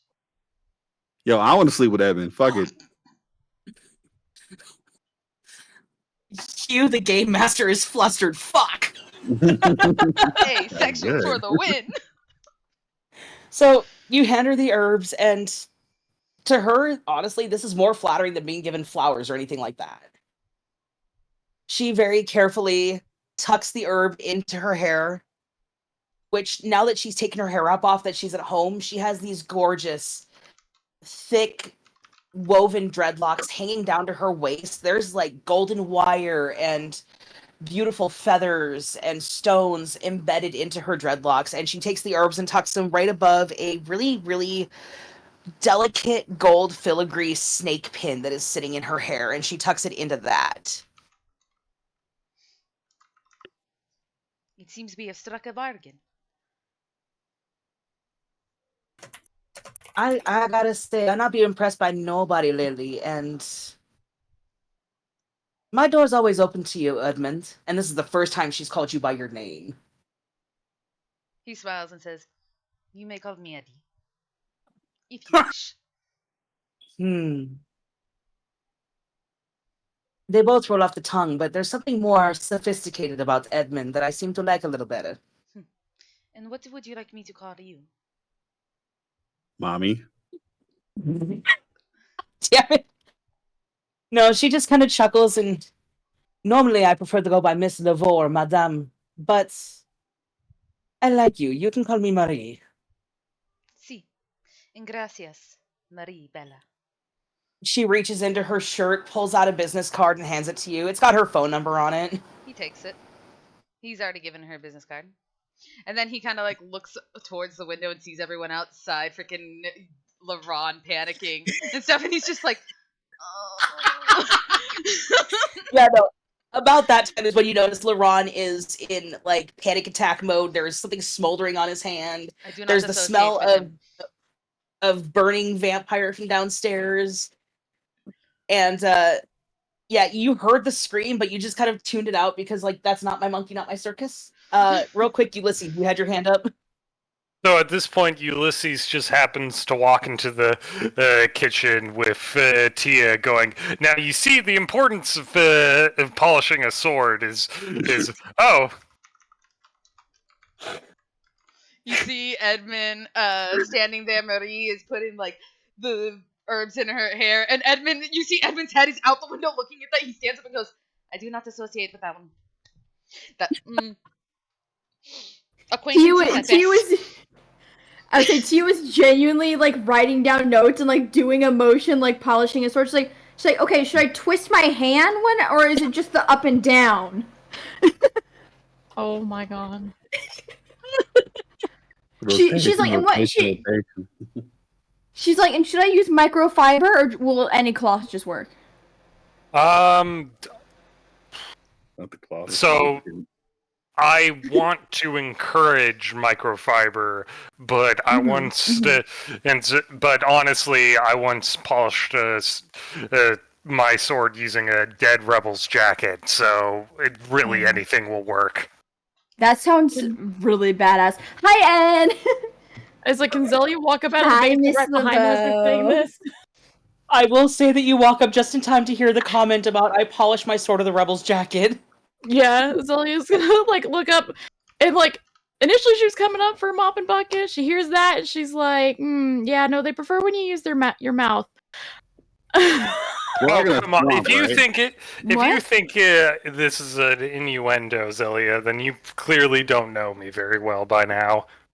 Oh, I just had fun downstairs. And then she's gonna like kind of like look over at Marie and just be like, "Do you have a mop and bucket? You told us to clean up after, and after Don't they worry left." about it. Oh, okay. Don't worry about it, Cher. Your friend Edmund's here. He I'll take care of it. Don't worry. I've got people to clean that up for you. Don't be worried about that. Edmund here made a good impression on me. She's gonna like raise an eyebrow at him. Edmund's head is still out the window, looking at Laurent in disbelief. Yeah, because Laurent is on fire. Yeah, we're working on this. Should we Hey We're in Tia. the swamp, right? Tia. Mm-hmm. That sword has a Huh? a water elemental ability. Do you want to try doing No. something about that? Absolutely the fuck not.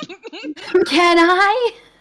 No. I will say You're that too busy the screaming. elemental ability is not like projecting elements.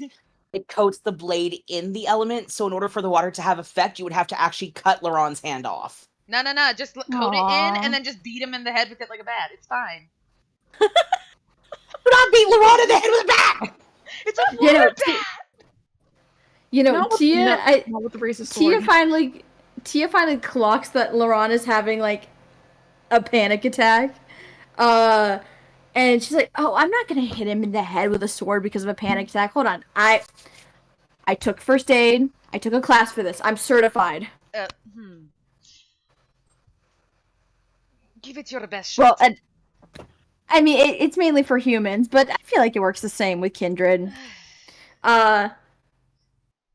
Stop, drop, and roll. I'm just gonna stick my hand in swamp water. What the fuck, bro? Oh, his hand's still on fire. Yes, his hand is on fire. I'm trying to handle this. Completely missed that. No, in that case, because again, Tia always stays equipped for the most extraneous things. She takes out a water bottle, unscrews it, and just starts like pouring it onto his hand. So she runs outside and just kind of yeets it at his hand. Yeah. Alright. Given that he is flailing, you will have to make a check to see if you can hit his hand. Go ahead and make dexterity and the fuck would this be? I guess athletics to see if you can throw it properly. Okay. Where's the dorky fun music in this goddamn playlist? Who would have thought I would have hurt my hand killing somebody? Grab that Malkavian playlist.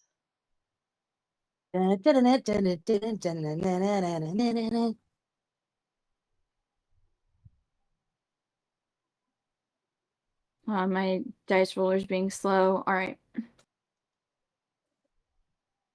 Let's go with this one. It's called We Had Ramen.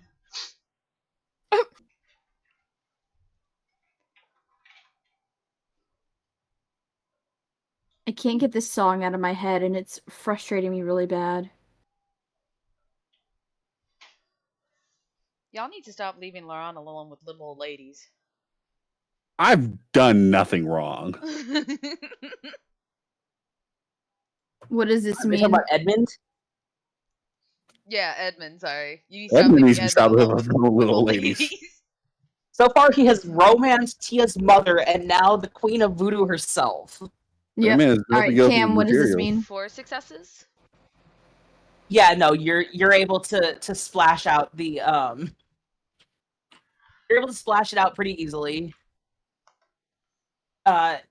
It does take you a few seconds to realize your hand isn't on fire anymore. There's still that little bit of panic there, but you're able to finally come down and come to your senses as Lydia is trying to offer emotional support. Lydia, how are you assisting? Just staying with him, basically. So, like, once the fire is out, just, like, taking his hand, patting his shoulder, trying to calm him down. Yep, pretty much. Edmund looks over to Ulysses. Like, isn't he like your boss?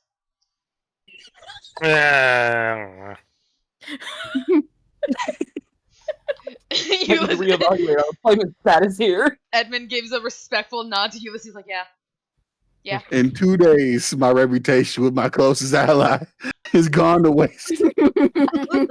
Our, Amazing. Oh. I'd step outside to come and help. So yeah, you come outside just in time to see the bit of smoke and steam rising off of his hand where Tia was able to put the fire out. There's a little bit of like tarred cloth still stuck to your brass knuckles, as well as some. You're pretty sure that's dried blood and or ooze. You're not sure which at this point. Lydia is kind of like, rubbing his shoulder, holding his hand like, it's okay, you're good, we're all right, it's safe now, we're no longer in the fire. And yeah, this is the shit show that you walked out on. Ulysses gives him a firm clap on the shoulder in a "it's gonna be okay" sort of way, and then turns to the window and says, "Is Ms. Laveau? While we have enjoyed your hospitality, if there is no other business, I believe it may be time for us to start heading home."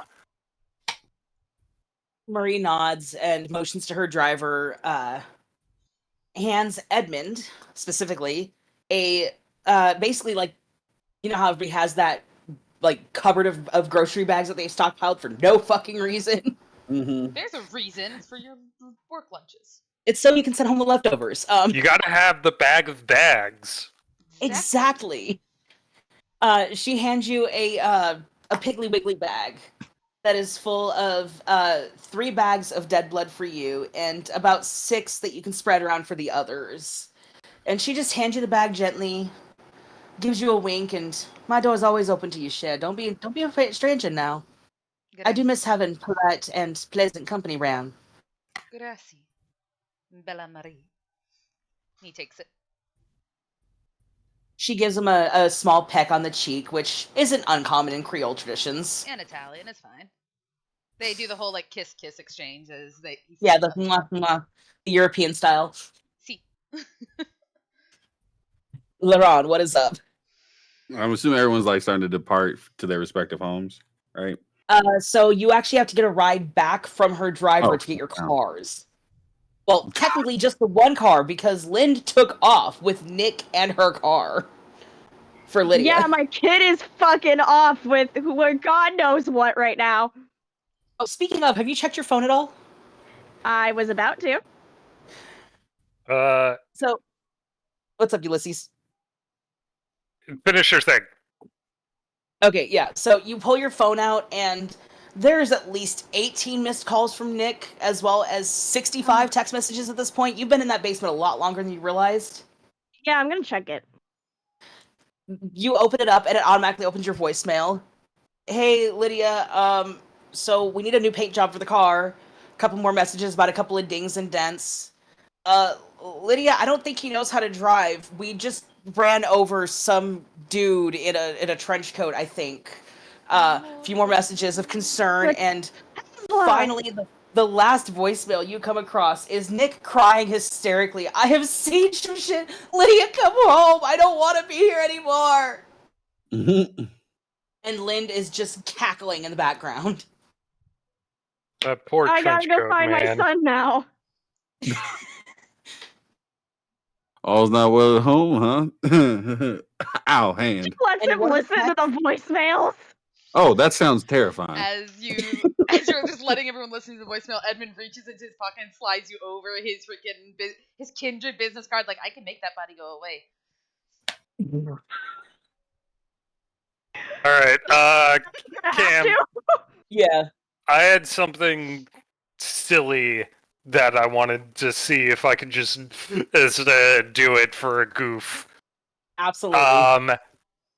Ulysses is like, "Don't worry, boss. I'll get you home," and he puts 2 fingers in his mouth and whistles, and 2 horses come riding in from the swamp. Absolutely, you can do that. I'm an Assassin's Creed character. That's Red and Dead. I'm a Red Dead Redemption character. Yeah, that's much better. I mean, You see Arthur Morgan standing in the distance looking pissed, but anyway, no, so you 2 are going to take the horses home. Lydia, Zelia, Edmund, and LeBron can Tia. offer a ride to Lydia. Oh fuck yeah, let's go! That answers that.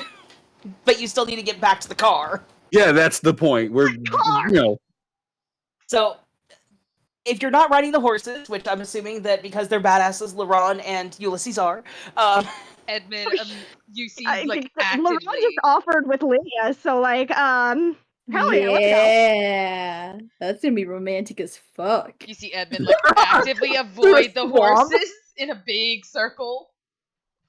it's easy enough for you to walk around them and get into the car. He's offensive to animals. He cannot be near them. Tia Yeah, looks no, very it's excited actually at these one of his horses.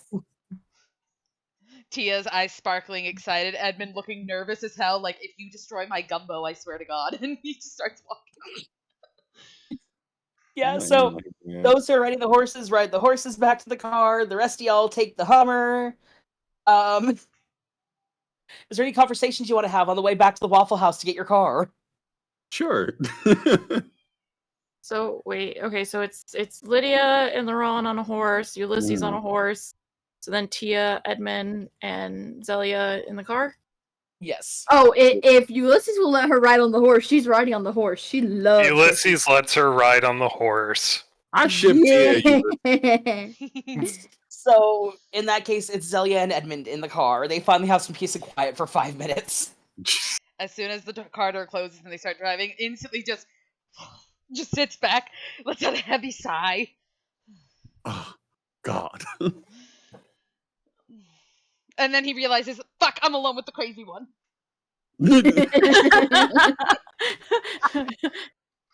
All's But if good you in know the you're world. crazy, are you actually crazy? Yeah, seeing him let out that sigh, Zelia's gonna be like, I don't know, looks like you guys were hitting it off. He blinks at this. Hitting what? You know, like getting along, possibly dating later down the road. He's very confused Seeing about where who it's you're going. talking about. Who? God damn it, Christ, Who?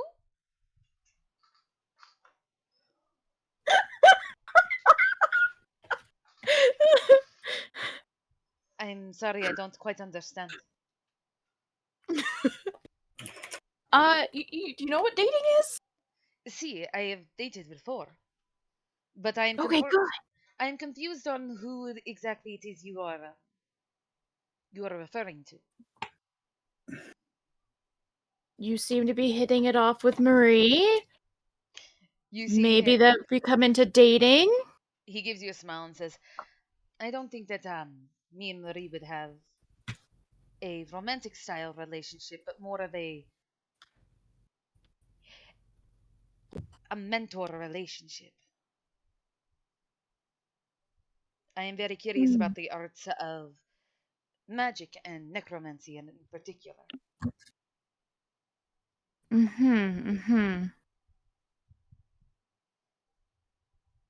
What Well, about I you? guess we'll see.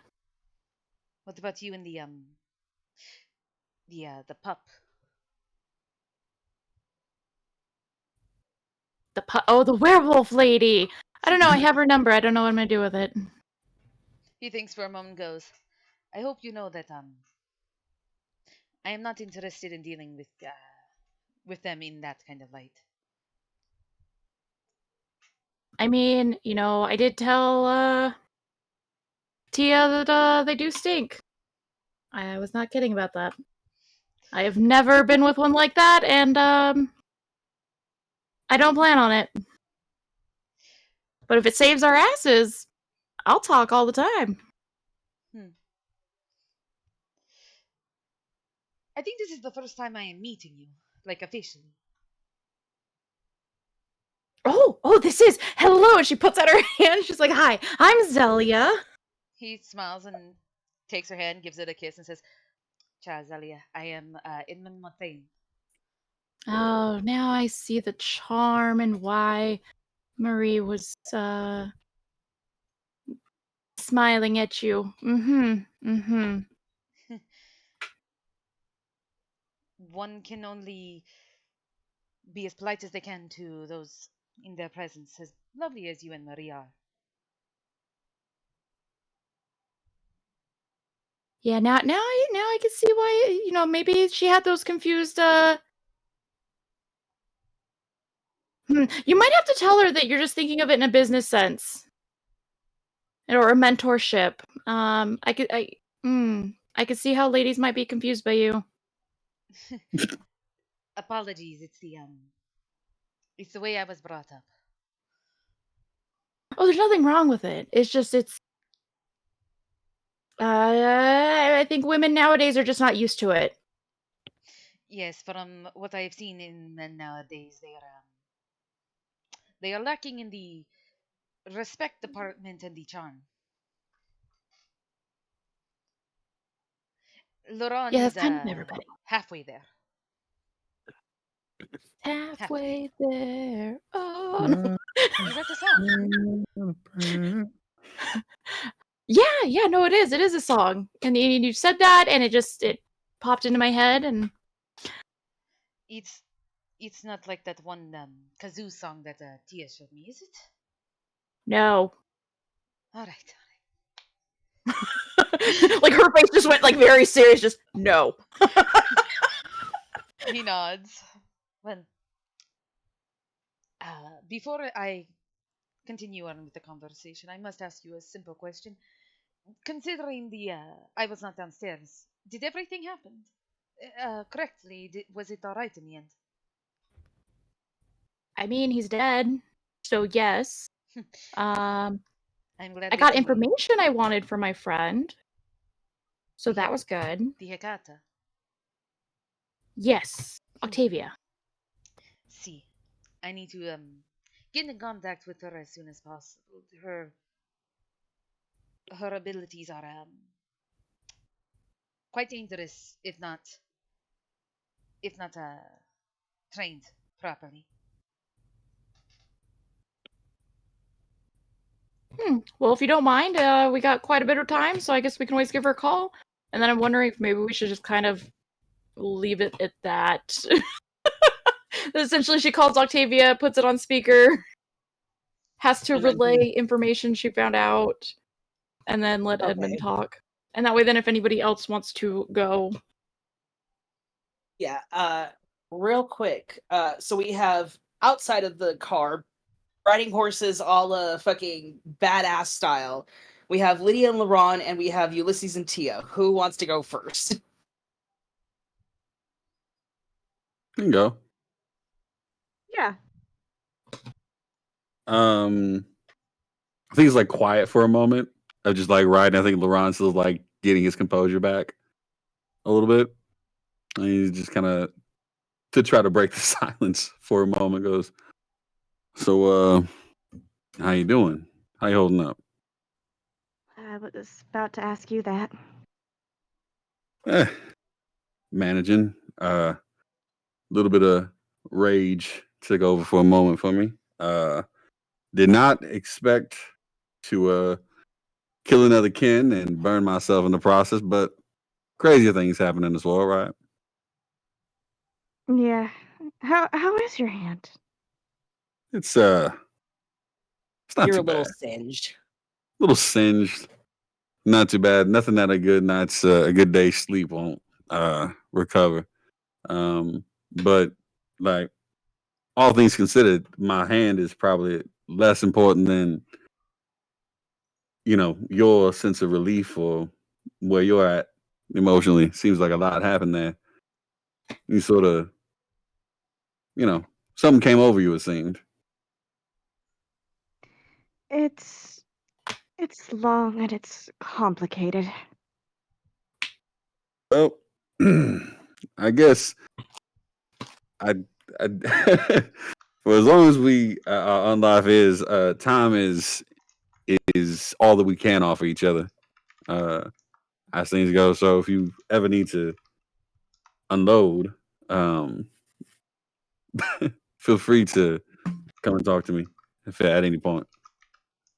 I appreciate that. I'll remember that. Of course.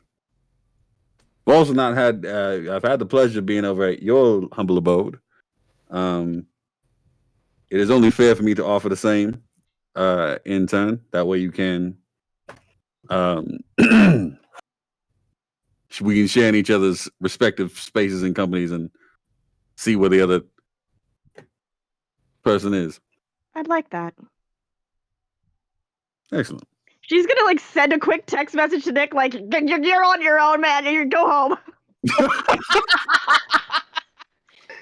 text the kid, "Hey, I'm not coming home tonight." Make There's a sure the bunch of dogs are fed. There's a bunch of typos at first because it's really hard to text on horseback. It really is. She's just like, Ulysses would know. "Nick,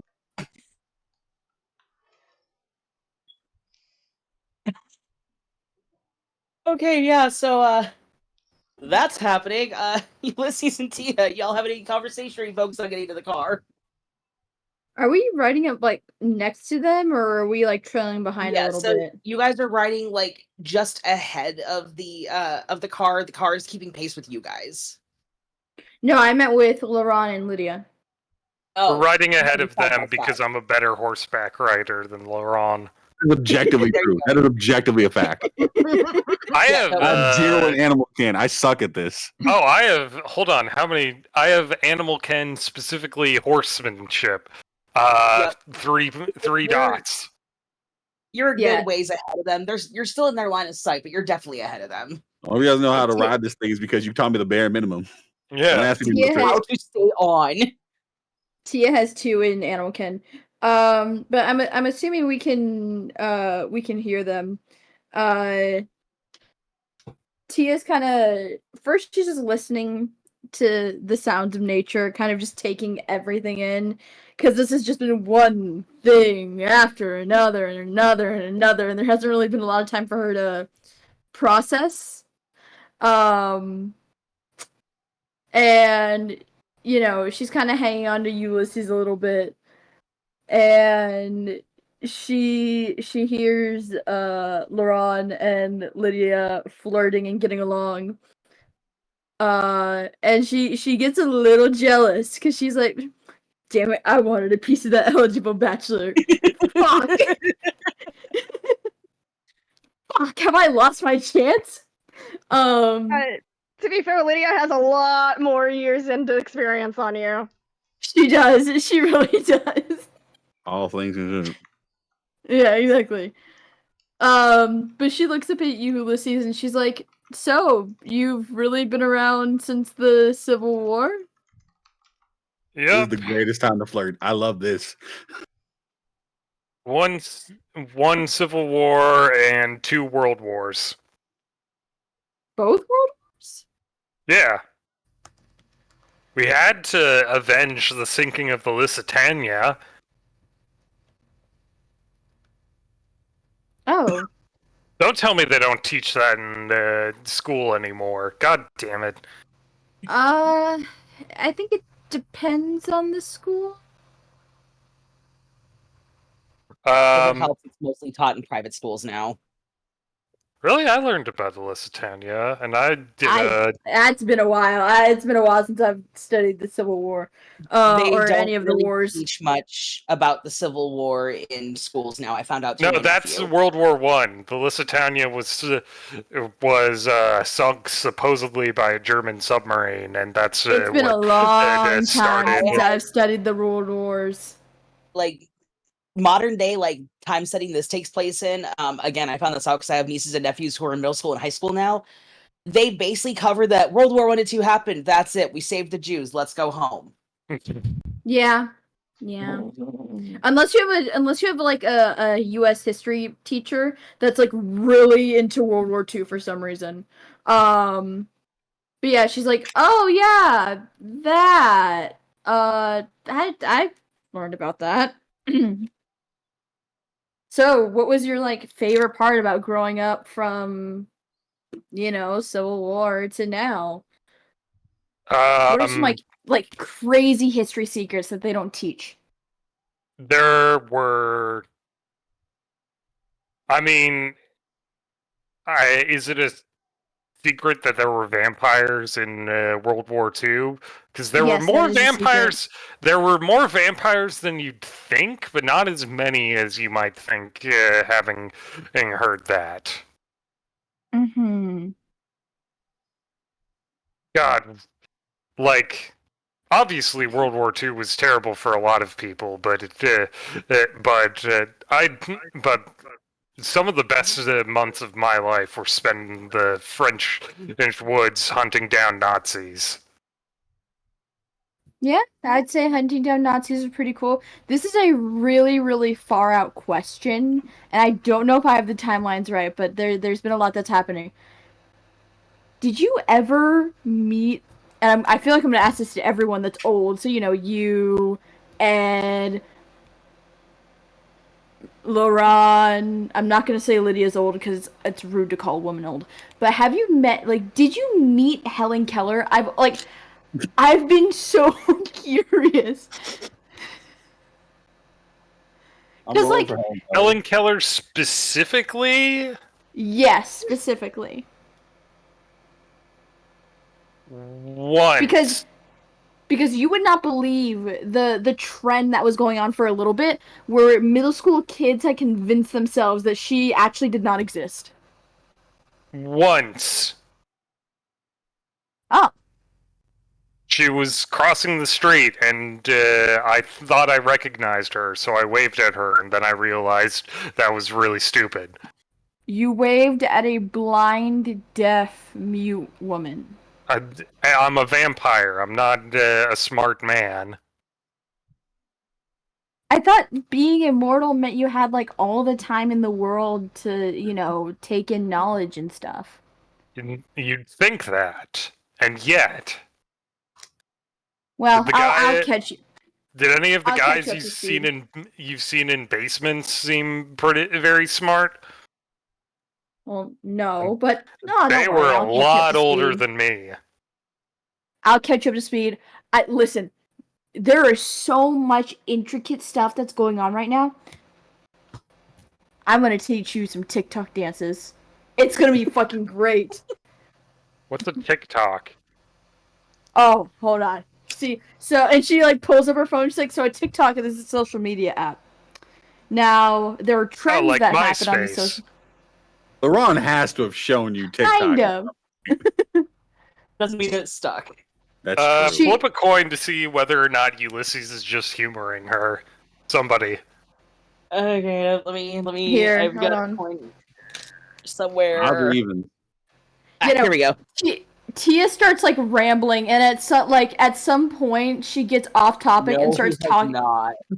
He does not know what a TikTok is. No, he does not, according to the coin. So she goes to explain it, and in explaining it, because I guess ADHD doesn't get cured with vampirism. I think it's made worse. So on the topic of explaining what TikTok is and how it's kind of broken up, she starts at the tail end of the conversation. She just starts getting into the Kendrick Lamar and Drake beef that's happening. She's like, so then Kendrick made a song called Meet the Grams because of this. And both of these men are rappers, you say? Yes. And that's a type of music. Yes, it's hip hop. Hip hop. And that's rap, also a type R&B. of music. Yes. And is it anything like that rock and roll music? It depends.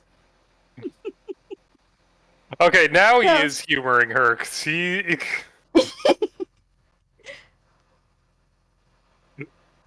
Ooh, okay, so while this conversation is going on, I will say that you guys eventually arrive back in the Waffle House. John is still inside slinging hash browns. There's a new group of folks that have rolled through. At this point, it's all the 4 a.m. We're done drinking on Bourbon Street. We gotta go get some food before we, upchuck our guts into the alleyway and everything. And your car is untouched. No scratches, no dents, no nothing. My car's untouched, right? I swear to fucking God, Cam. I'm sorry about your car, Maggie. I literally rolled randomly for that. Oh no. It's 4 a.m., right? It's 4 a.m. Sun's gonna be up soon. We gotta get. That's why I'm saying that you guys eventually get to your car and Can we just say that since there's only one car for evidently all of us.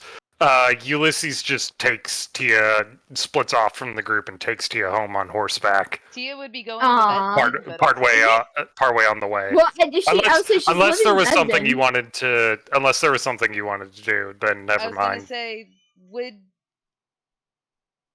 I get you do know Well- where Edmund lives. You were there. Yeah, he's been there because you live like above the mortuary, right?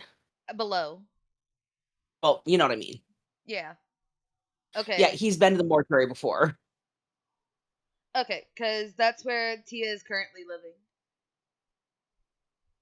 Yeah, so it's easy enough for you to drop Tia off on the way so she can get some sleep and you can get some sleep and make sure that your boss isn't gonna go feral in the middle of the night or in the middle of the day and everything. If he goes home alone. Yeah, exactly. Oh, I don't think he's going home alone. Nope. Edmund and Zelia, as they pull up, the driver lets you two out of the car, makes sure that Edmund has his doggy bag. That is You have the option of calling an Uber or No, he has letting Laurent take his you guys home. sports car's outside. I thought yours got blown up. No, the one that Reason and Rosetta. Right. I blew Okay, that yes. bitch You up. guys Not can get my home just fucking vintage ass Italian sports car. No, motherfucker, no. Wait, how did Reason and Rosetta get home? Probably They the called an Uber. Uber. They're Oh. more tech savvy than Edmund. They I know would have Edmund figured can't. they would have taken the car. Edmund can't summon an Uber. You think he knows how apps work? Tia will teach him. He is. Tia will fix that. So He gets Edmund, out. you Go ahead. you can take Zelia home if you would like. Edmund looks to Zelia and goes, "Shall I drop you off at Lydia's house?" That would be wonderful, Mr. Gentleman. And he looks at the he gets his phone out and he tries to like you see him like taking like forever to go click click click click click as he sends Tia a text asking her, "Are you going to meet us at the Waffle House or are you heading home? I need to know where you're gonna be so I know to let my ghouls know to let you in." It takes about 10 seconds before he gets a reply saying, Ulysses is taking me home. I just texted Reese and Rosetta that I'm on the way, so don't worry about it. Have fun. And then it's like a super excited like Japanese emoticon. He has no idea how you managed to put a sticker there, but cool. Little image there. And he tests back, oh, Zelia got a text not going back to the place tonight. Laurent is not Yeah. seeing this text. I'm just gonna Laurent is gonna be a respectful gentleman, and he's gonna look at Lydia. As you should. He's like, now, you like a ride home, or are you riding with Edwin and them? What would you like? Didn't he offer to like take her back to his place, like literally He till offered the few to minutes have ago? them like get together to like have time together. He wasn't necessarily implying tonight unless she wants to. If that's what he has Oh, no no, idea. she's down. He She's wants to. so fucking down. I mean, he's aware. He's just not like he's not going to assume. He's not going He's to not push gonna it. push. if she's Yeah, not- he's not gonna push the everything. issue. No, do not assume everything. Right? That's Got Lydia right now. Okay, He's so respectful. Lydia is in fact going home with Laurent. That is the moral of this, correct? Okay. Yes, she's going home with All right. Laurent. Oh, wow. So Edmund looks at the text from Tia, nods, and then Zelia, you get the text from Lydia within this time frame. Yeah, the texts are all going out about the same time. Yeah. Zelia just has a big old smile on her face and is like, Murder is hot, apparently. Edmund opens the door to the passenger door to the sports car and gestures her in. Oh, thank you, Eddie boy. She gets right in. It takes a second for him to actually close the door because he's staring off into space like, the fuck did she just call me? And he closes the door, walks back around, gets in the car, and takes Zelia back to Lydia's place. I hope your Okay. sire is all right. Yeah, he'll heal. He always does. I will say by the time you do get home, Zelia, Chris is passed out, like starfished on the sofa. One leg is over the back, one is over the arm, one arm is over here, the other's over here. And Lydia had left him upstairs, but somehow he made his way downstairs onto the couch and is just like sprawled out stoner style.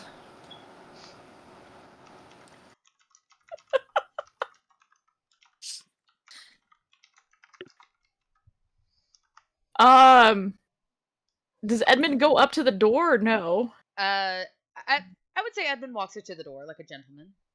Oh, okay.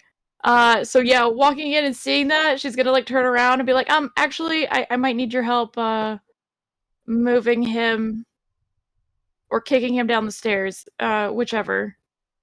Edmund's got a 5 in strength and a 5 in brawl. He just picks him up like a sack Just of potatoes. Gentleman He's and limp, strong. so there's no real resistance. Where am I putting him? In the trash can. You should see what happens when Reason and my sister come back home from a night of spontaneous drinking. Do you carry both of them? My sister I carry. My brother-in-law I drag. Yeah, he's kinda a big guy. No, you just follow me. She's gonna kind of lead him downstairs to Chris's room. Puts him in bed. The inside of his coffin is lined with just Steven Universe stickers and random ass cryptid bumper stickers. So he sleeps in a coffin. Interesting.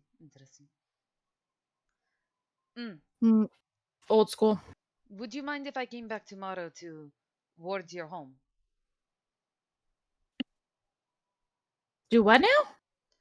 I am going to place a ward on your home and hopefully the others, if they will let me, to if a supernatural being such as a werewolf or a ghoul or such enters your home without your invitation, I will be alerted.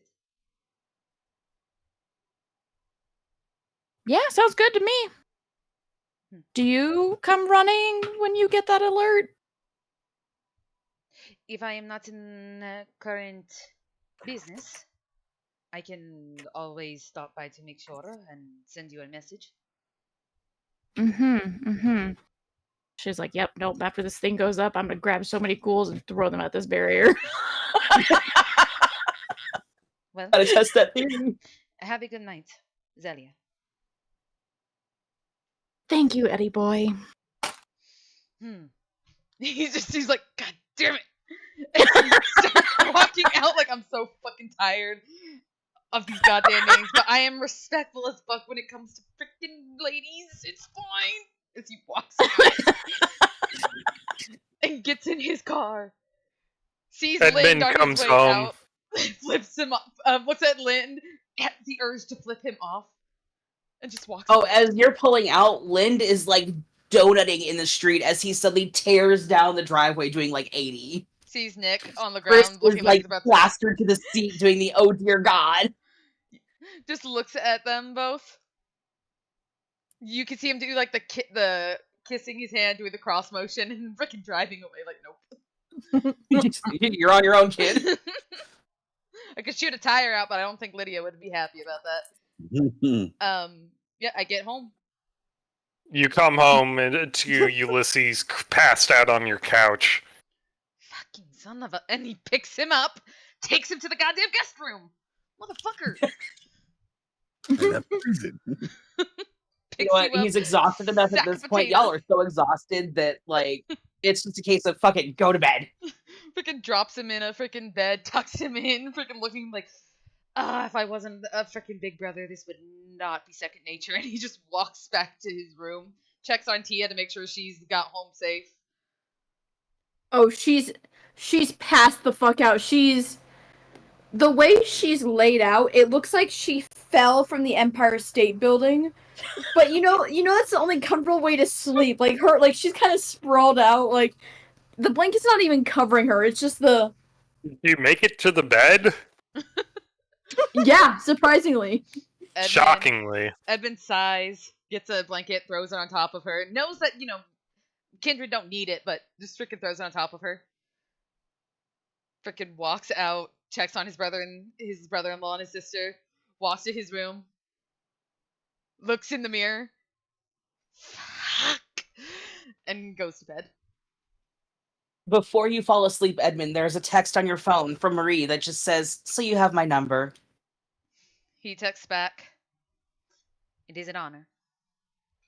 Then wonders how. Gave Stops her and your goes like, card. "Yeah," but he stops and goes, "I have her number. Why would she need to text?" Puts his phone on the charger. Puts his phone on the little like drop charger that freaking his You siblings gave him. motherfucker. Curls up. Freaking puts earplugs in because god damn it, everything is so loud, and just curls up in bed. It's You time to damn sleep. Oh. He's tired. So everybody makes it to their respective crash spaces for the night. Lydia, Laurent, what are you two doing? Are you having a chat? Are you sharing a Fading coffee? black. What do you mean? Having coffee? She's having cocky.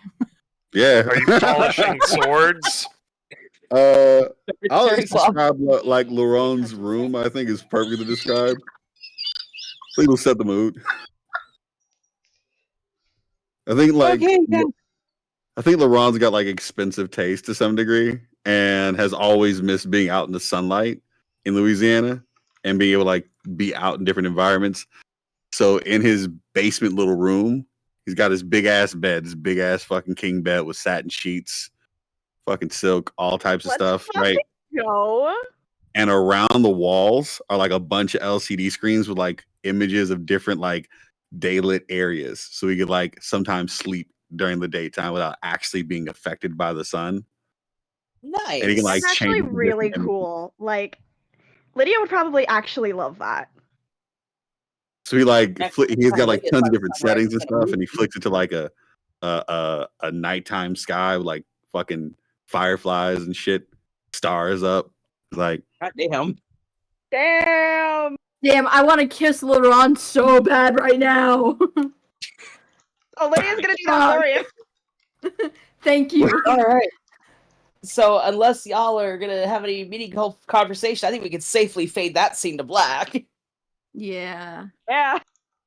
And as you guys, We all know what's happening there. We don't have to say we it. all know. Sage There's is rolling Jane in her Brown. coffin. Not another Ventru. Okay, so you guys each go off to sleep for the day. By the time y'all fall asleep, the sun is just coming up. The world is coming to light. And given what you guys have been through, the exhaustion finally kicks in. And when you're done with your extracurricular activities, you fall into a very deep and, for some of you, surprisingly peaceful slumber. As this evening in New Orleans comes to an end. Yay. Thank you everyone for being here. We are gonna go ahead and raid Coffee Cat Presents, for they are also playing V.T.M. I love Copycat. They're so sweet. They are. Mhm. Everyone go give them a follow, a like, a destined raid, and thank you again, Q Cosplay, for hosting this game, and thank you everyone for being here. Thank you for everybody for being patient with that couple weeks we had to take off. There was just some stuff that had to be taken care of, and hopefully going forward we'll be on a lot more regular schedule if the universe permits. Stay tuned for Friday when we pick back up with Pathfinder. So it'll be so much fun. Have a Oh, good I one. also need to make a quick announcement. Go ahead, go for it. This Saturday is a very big day for one of our players. Otter Space Studios' birthday is on Saturday. Happy birthday! Happy birthday. Yeah, my birthday's on Saturday. Happy So- birthday! We will be doing a drag show here local in Phoenix. It will be streamed on my Twitch if things work out. Just wanted to throw it out there because Otter has made it a point to not announce their birthday, and I don't fucking care. They're my spouse, and I'm going to be like, look at my wave. Anyway, My life. have a good night, everyone. We will see you next time. Bye. Have a good night. Bye. Bye.